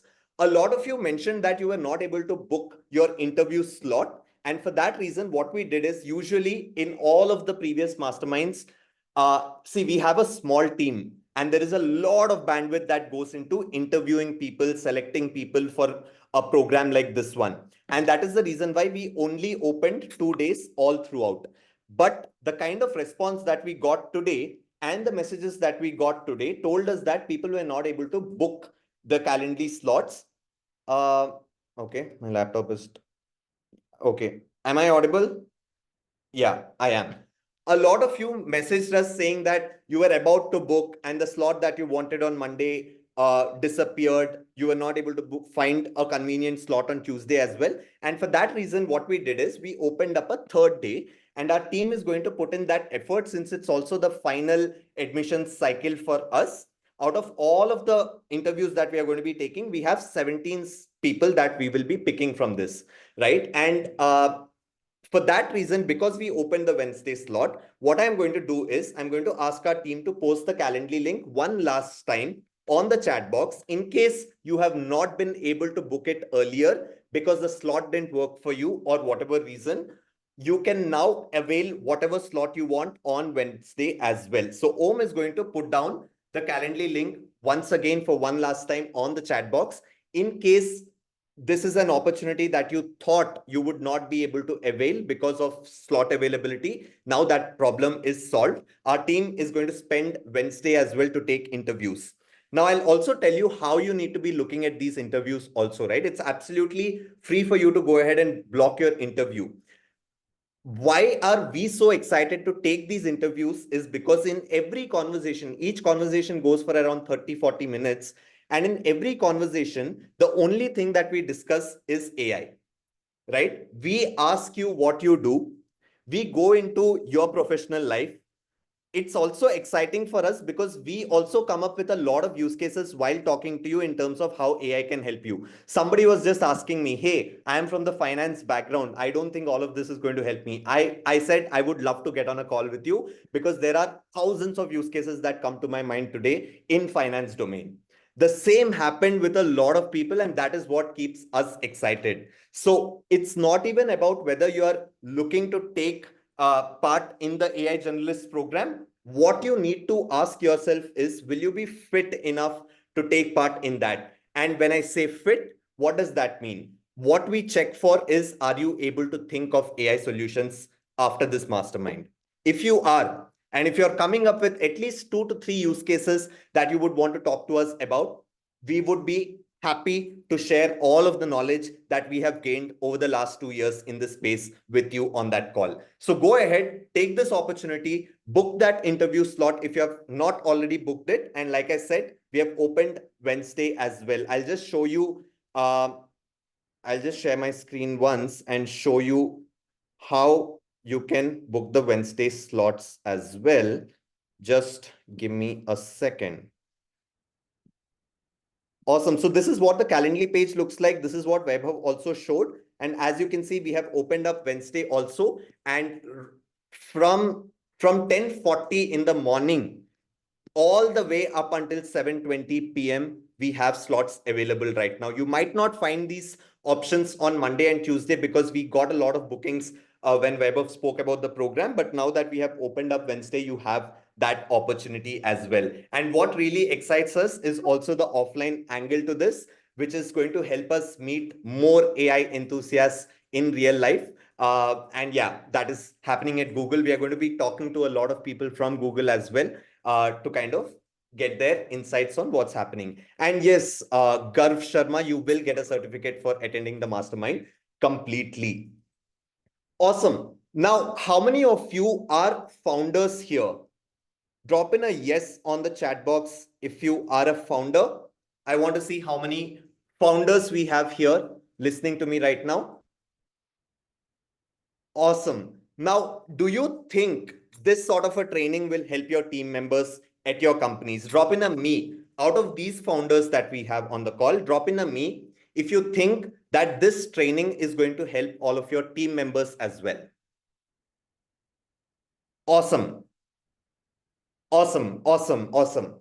What we have done is, so what happened very interestingly last night is, this was not a part of the previous masterminds, but last night I got around 12 different DMs from people saying, hey, does Growth School conduct these, for companies? What is the process for that? And all of that as well. And I could not reply to all of the messages directly. And that is the reason why I chose to talk about it in the morning. But I did not give enough insights about this. So I thought I should just cover it directly over here as well by taking like a quick minute for it. I'm just going to be putting out a form. All of the founders who think this kind of a training is going to help you, you can access this form, drop in your details. What our team will basically do is we will be reaching out to you. Let me actually put the form.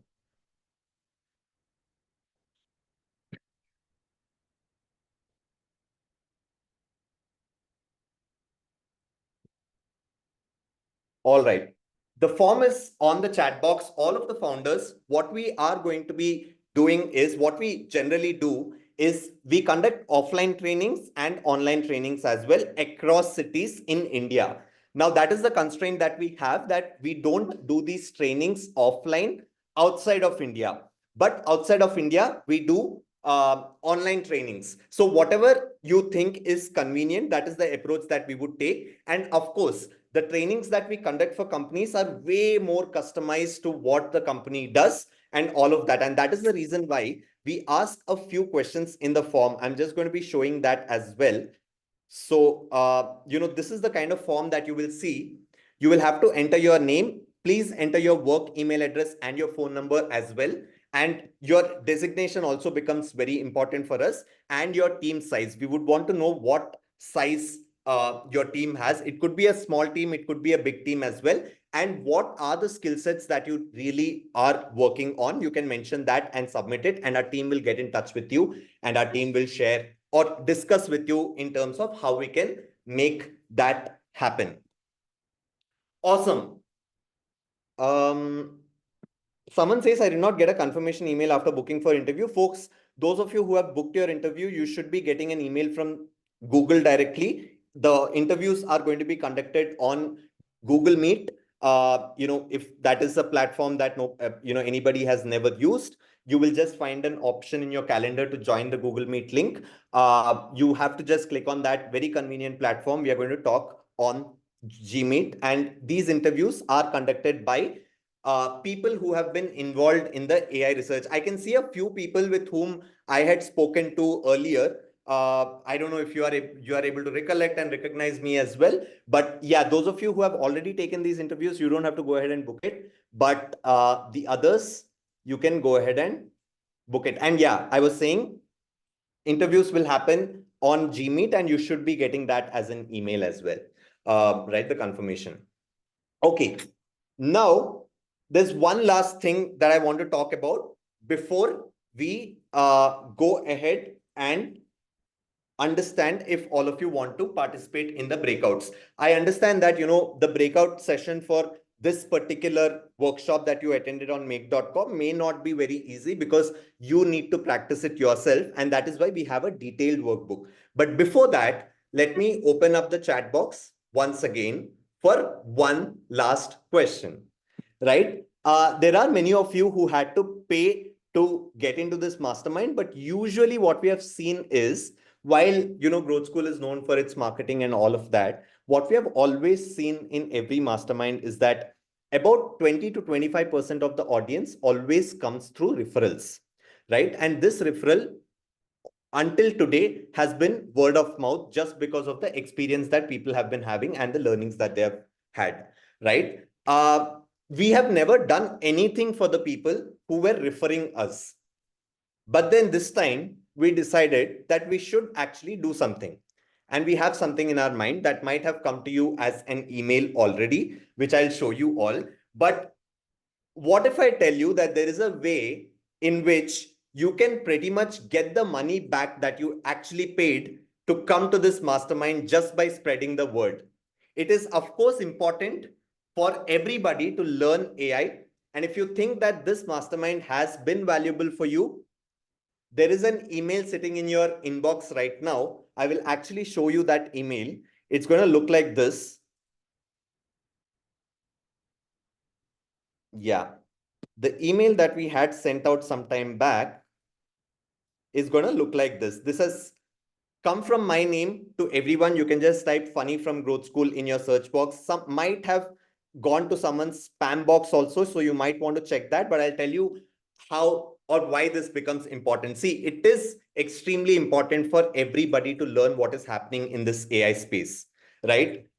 You and through this mastermind, through whatever you saw, I'm sure you agree to this already. Now, what we are trying to do at Growth School is to be able to teach people and help people take this early mover advantage as much as possible. And that is the reason why we have now officially come up with a referral structure as well. And what's going to happen is all of you have been assigned a unique coupon code, and that coupon code is attached to a link that has come to your email. So the email says, continuing our discussion on referrals, wanted to share an opportunity to bring your network along for this journey and earn as you do. So for every referral that you bring in, for every person that you bring in, you get 2,500 rupees in Indian currency back from our side, which basically means if you're bringing in two people, you get 5,000 rupees. And if you're bringing in more people than two, you get 2,500 for every referral that comes from you. And there is a unique link that you have gotten. You must be using this link when you are referring people, because there is a code attached, and this particular code is unique for everyone. So do not let people, if you're referring someone, do not ask them to write to hi@growthschool.io and figure it out on their own and stuff like that. Make sure you're sending this link to them. And what happens for them if they are registering with your link is that this mastermind is actually priced at INR 10,000 rupees. There was a discount that was given in the workshop that many of you attended, which is why some of you would have paid 5,000 for this, right? But what is going to happen for your friend who comes in because of you is they get a 50% off on it as well. So the price gets slashed to 5,000 for them, and you get 2,500 back. And that way you get to earn your money back. Do you think this is cool? Do you think this is also going to help the larger audience that is out there? Pratham says yes. Pratham, I have immense respect for you, man. I don't know how old you are, but you also chose to sit through all of this. Your friends did not. This is very cool what you have done.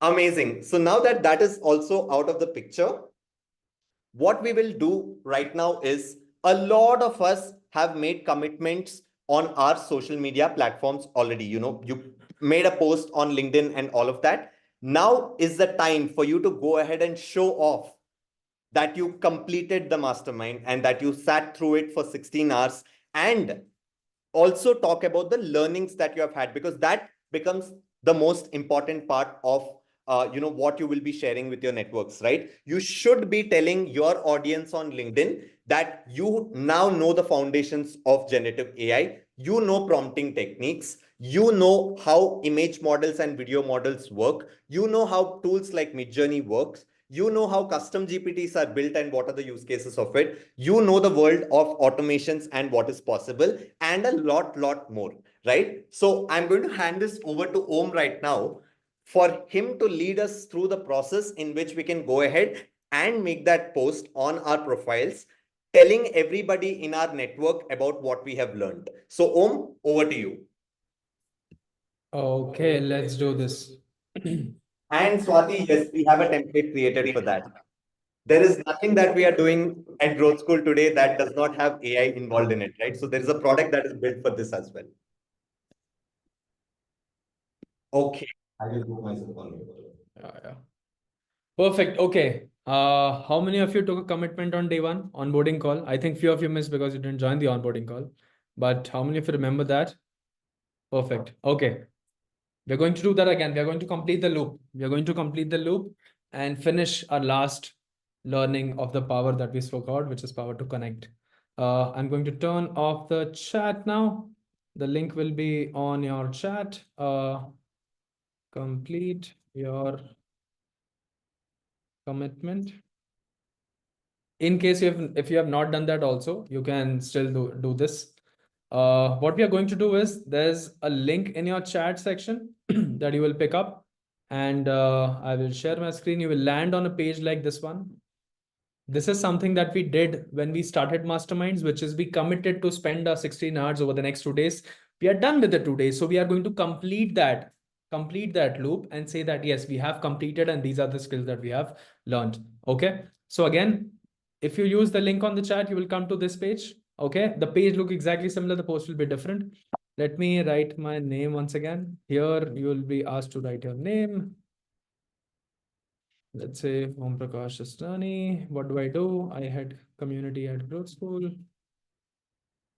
And the designation, company name is growth school. Let's me do that. And pick up your picture. If you have it on your desktop, it's fine. If you don't have it, this is how you can get it. Whichever profile that you have open, Facebook, Instagram, LinkedIn, you can open this up and copy the image or save it. Let's say, let me save it again here. And once I save it, it will come on my, downloaded options. I can just pick and drag and drop here, or you can choose file one of your, pictures on the desktop. Click on generate a LinkedIn post button. When you do that, then we'll be hands off because AI will do its job and start generating the post on right side of the screen, which is wow, 16 hours of intense learning.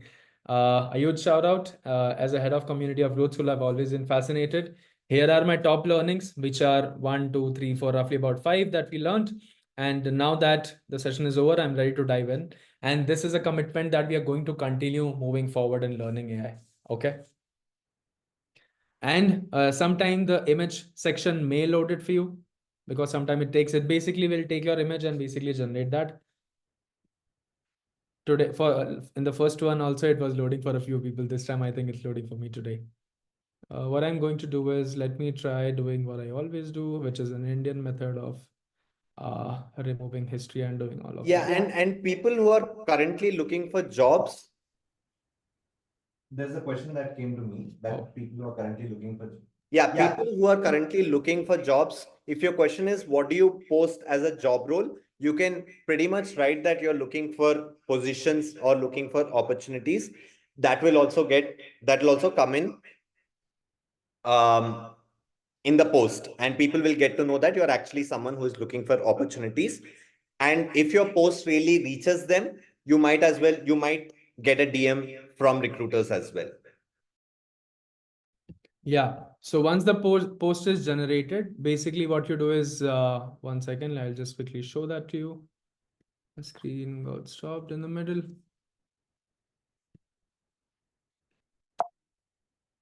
Sometimes what happens is when roughly about 300-400 people jump in together, it basically loads it a bit.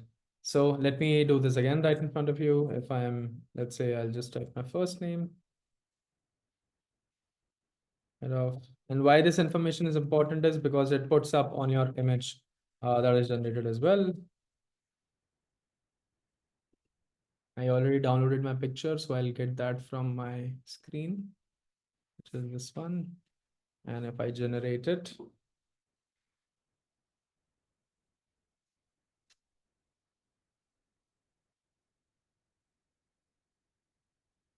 okay, I think you guys have beaten me to use this. A lot of you have jumped in already. Interesting. I think this sure, it doesn't work on my screen, but it is basically making me a little more happier because you guys are doing that. So basically what you do is, once that is generated, right, you will see three options. One is post on LinkedIn. You will see three buttons here after generating post on LinkedIn, or you will see copy to clipboard and download the image. Either you can click on, post on LinkedIn directly and it will post on your LinkedIn profile, right? And this is exactly what you will see when it is posted. This is basically my first post that it came in. Or what you can do is you can download the image first. You can download the image first and then copy the full thing. There will be an option of that to do that as well. And you can, drop in your, let's say you can drop in your photo just like this. This is my image, but when you generate it from here, it will come in here and copy the full post here, and then you can post it. Once that is done, how we complete the loop is basically, let's say you have posted, this is the kind of an image that you have gotten, right? What you basically do is you take this link, copy link to post, and drop it out in the pledge channel, which is on Slack, which is what we saw, where where on gratitude channel, you, not the gratitude, the pledge channel. Where is the pledge channel? Oh, okay, got it. In the pledge channel, you post the link so that everybody can look at your commitment being complete, right? So everybody who did on the onboarding, we went on your post and we liked your post, we commented that we are going to keep eyes on you. Now you're going to say, I have completed my commitment, my dedication is over, and I have spent 16 hours and actually did that. You see a lot of people coming in, and the post says, I successfully finished. Let me open this post and actually show how it will look like. So this is basically how it looks like. 4 minutes ago was 16 hours of intense learning. The post looks like Vijay, mentor consultant, Vijay, independent consultant. Here's the picture. And I successfully finished 16 hours of generative AI mastermind. Why do we paste the links here? Because we wanted to spend some time, go to these links and congratulate each other. And that's how the community stays in, right? Final thing before I hand it over to Funny again. The community that you're part of, the Slack community that you're part of, does not end here. Does not end here. On a weekly basis, we keep on doing a lot of interactions. By the way, everybody who was chatting in, can we get some repeat modules, can we do some test, can we do some practice, we do that here. The experience of your 2-day journey just gets started with learning AI. All the people that you see, why do you think there are right about 2.6 thousand people here? Because we keep on doing interactions here.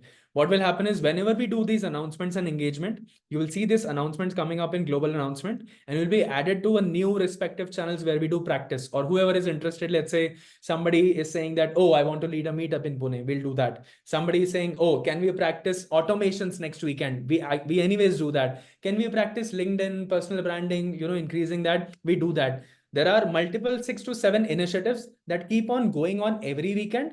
So be part of the Slack community, be active if you want to be. I think even if I just say it, can you just type yes in the channel number 1 if you want to be part of this initiative somehow? If you want, just tell me quickly and then I'll hand it over. Do you think you would want to have some catch-up sessions? You want to practice some automation, some workbooks that we spoke about, right?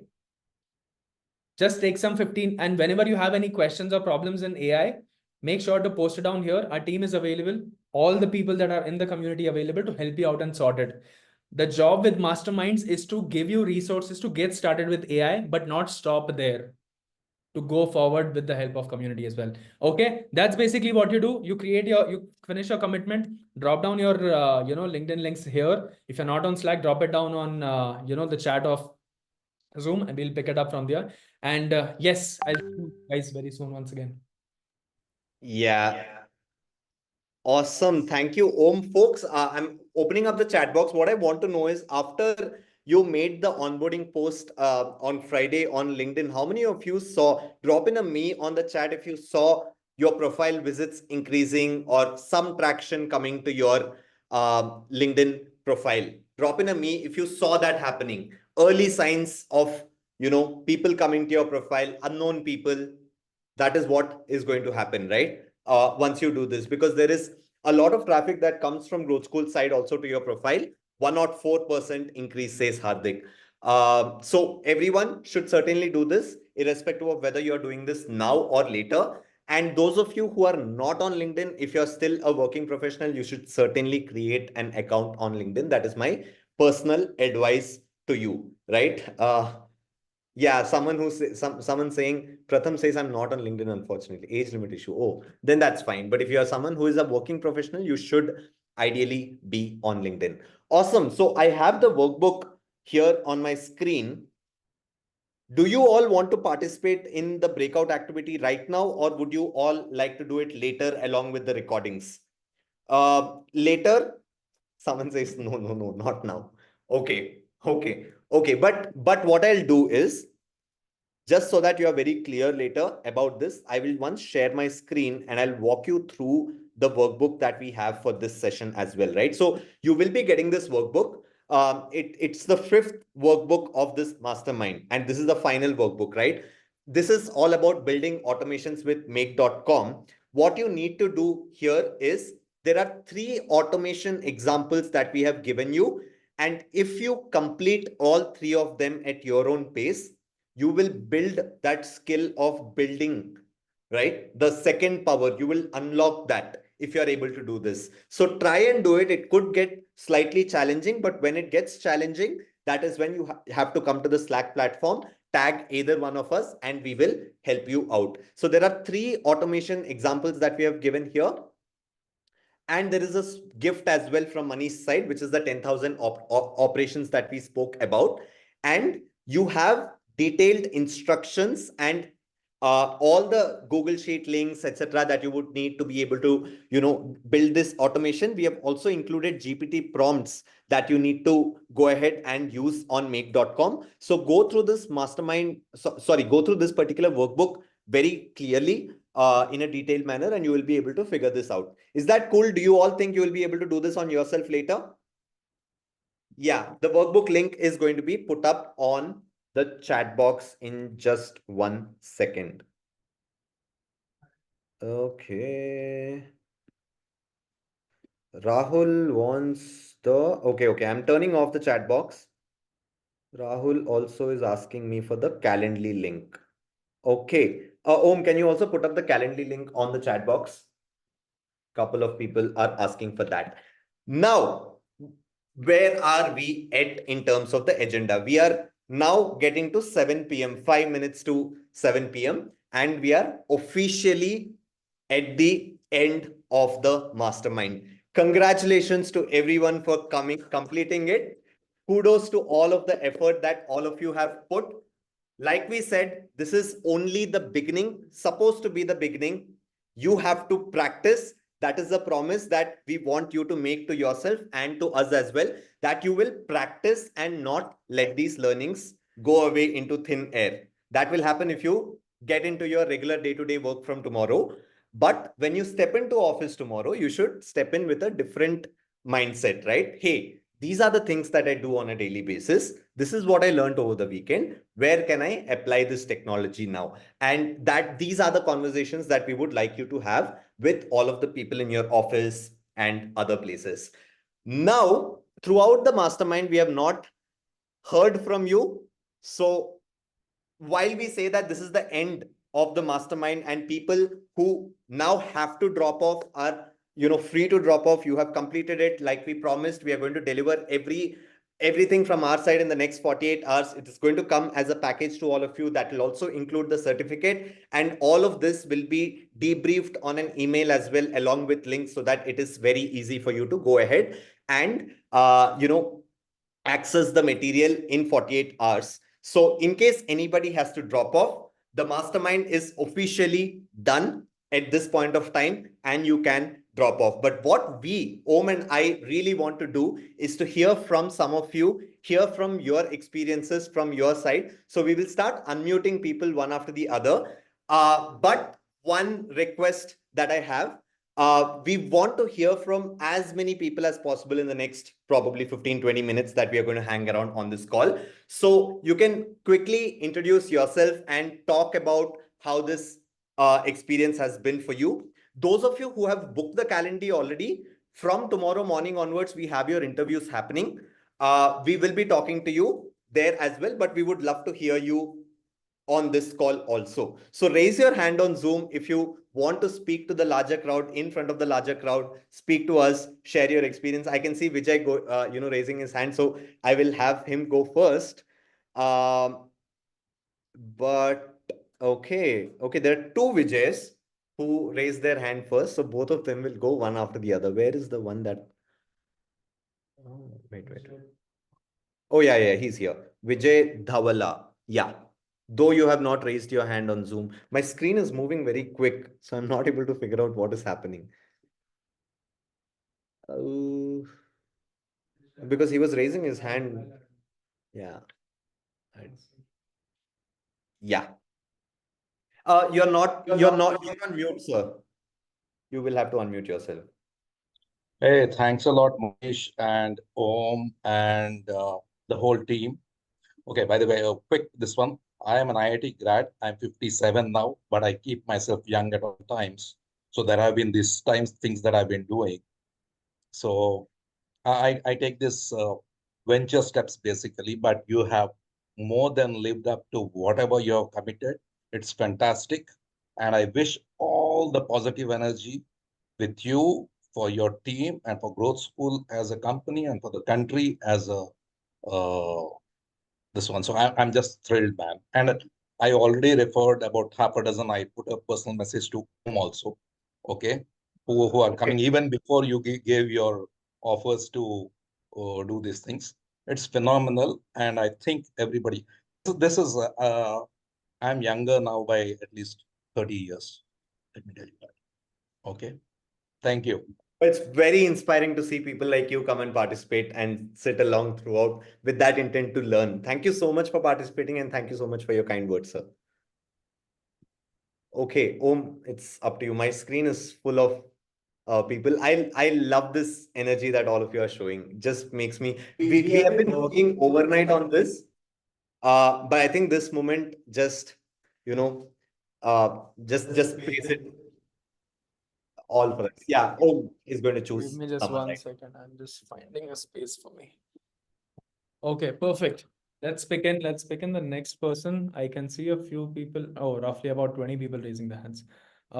Let's go with Deepika ji asking to unmute and also adding to spotlight.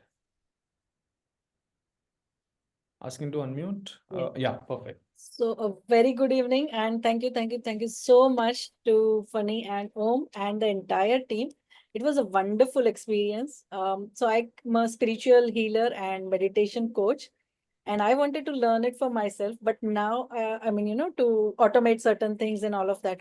But I can now think, I can put, AI in everything. So this is just, an eye opener for me. And the amount of knowledge that I've received in these 2 days is amazing. I am going to spread this word that everyone should attend this kind of training so that we are all updated and we can move forward in life. And kudos to everyone whoever have joined. It was a wonderful experience being with people from different backgrounds of life. So thank you so much. Thank you so much, ma'am, and would love to stay connected with you. Thank you. Okay. Let's take the next one. Who is next on the screen? I can see Vijay asking to unmute and adding to spotlight. Hi. Hello. First of all, I want to thank Vaibhav, then moderators of both you, Om and Pani. Very beginning, I want to thank them all 700 people, 700 dynamic young leaders become as a turn into any generalists. They are all the best to all persons. First of all, then our mentors from yesterday morning onwards. So many mentors, particularly I like very much Priyanku because I am in the same line as a video producer. I like each and every frame what he is delivering. Each and every frame I memorize here. Then if you provide recording already, Funny is assuring to give recordings. It is so much useful to review each and every minute. That is useful. I want to speak in Telugu because Vaibhav knows and Funny is also knows Telugu. ఈ ఆపర్చునిటీని నేను నిజంగా చాలా ఇది ఒక opportunity. AI ఆపర్చునిటీలో ఈ ప్రపంచం AI ప్రపంచంలోకి enter అయ్యి ఇదే ప్రపంచంలో నేర్చుకున్నది నా తెలుగు వాళ్ళకి నా ఫాలోవర్ స్టూడెంట్స్ కి నేను ఏఐలో వీడియో మేకింగ్ స్కిల్ నేర్పాలని నిశ్చయించుకున్నాను. ఆల్రెడీ జరుగుతుంది. బట్ ఇది చూసిన తర్వాత ఇంకా నాకు అసలు ముందు జర్నలిస్ట్ అయిన తర్వాత వాళ్ళకి నేర్పే అవకాశం కల్పించినందుకు ముఖ్యంగా తెలుగులో చెప్పాలనుకున్నది. ప్రత్యేక ధన్యవాదాలు, శుభాభినందనలు అందరికీ. Thank you. Thank you, sir. Thank you. Okay. Thank you so much, Vijayji. Perfect. Let's take one more. Let's take roughly anyone who's Sindhi on the call? One second. Let me take the next person. Let's go. Go with Shobit. Shobit. Oh yeah, let's go with Shobit asking to unmute, adding spotlight. Good evening, guys. Good evening, all. First of all, I just wanted to bring out a special mention to Mr. Funny and Mr. Om. I wouldn't call you two moderators, to be honest. I would rather see you two as my big brothers. who guided me along the way, right? Once this session is completed, I feel like I've come to a safe space. Now I don't feel like I can go outdated anytime soon. I just love the session. I also love the way Vaibhav spoke. My God, what a man he's. I got to learn a lot from him. I got to learn a lot from this. I'm 100 times better now, even without, physically practicing all the tools. I can feel it from within. And it's good to see Amazing. so many around 700 people taking the first steps towards something which is not yet fully developed. But just seeing at what it can do in this introductory stage is mind blowing. Thank you so much for this. Perfect. Thank you so much, Shobit. It was lovely. Keep at it. Keep at it. Yes. Let's take Preeti is on the call, asking to unmute. Hello, everyone. Good evening. Must be evening in India. Guys, Where are you from? can you hear me all? Yeah, we can hear you. Yeah. So I woken up like 5:30 because from UK it's this time that when your session started. And since the time I heard about Mastermind, I was like, oh my God. When I joined, when I heard Weber's session back in April, May, it was so promising, and I joined the Generative AI course, and all the contents were fabulous. But sometimes the time differences weren't quite, that I could always make it. But every time I joined, it was awesome. And when I heard about Mastermind, I was like, I should join this. There must be a lot to take, but still let me join. So I woke up at in a way, divinity also supported me, because in UK there's a lot of wind going on, and I woke up at 5 o'clock, and I'm like, oh, anyway, growth school session is there 6 o'clock, so I won't sleep. Let me do this. And I started, and it kept me hooked like anything. I never remember myself being in this long session. And I mean from psychology and humanity perspective, it's not possible to stay to have your focus connected that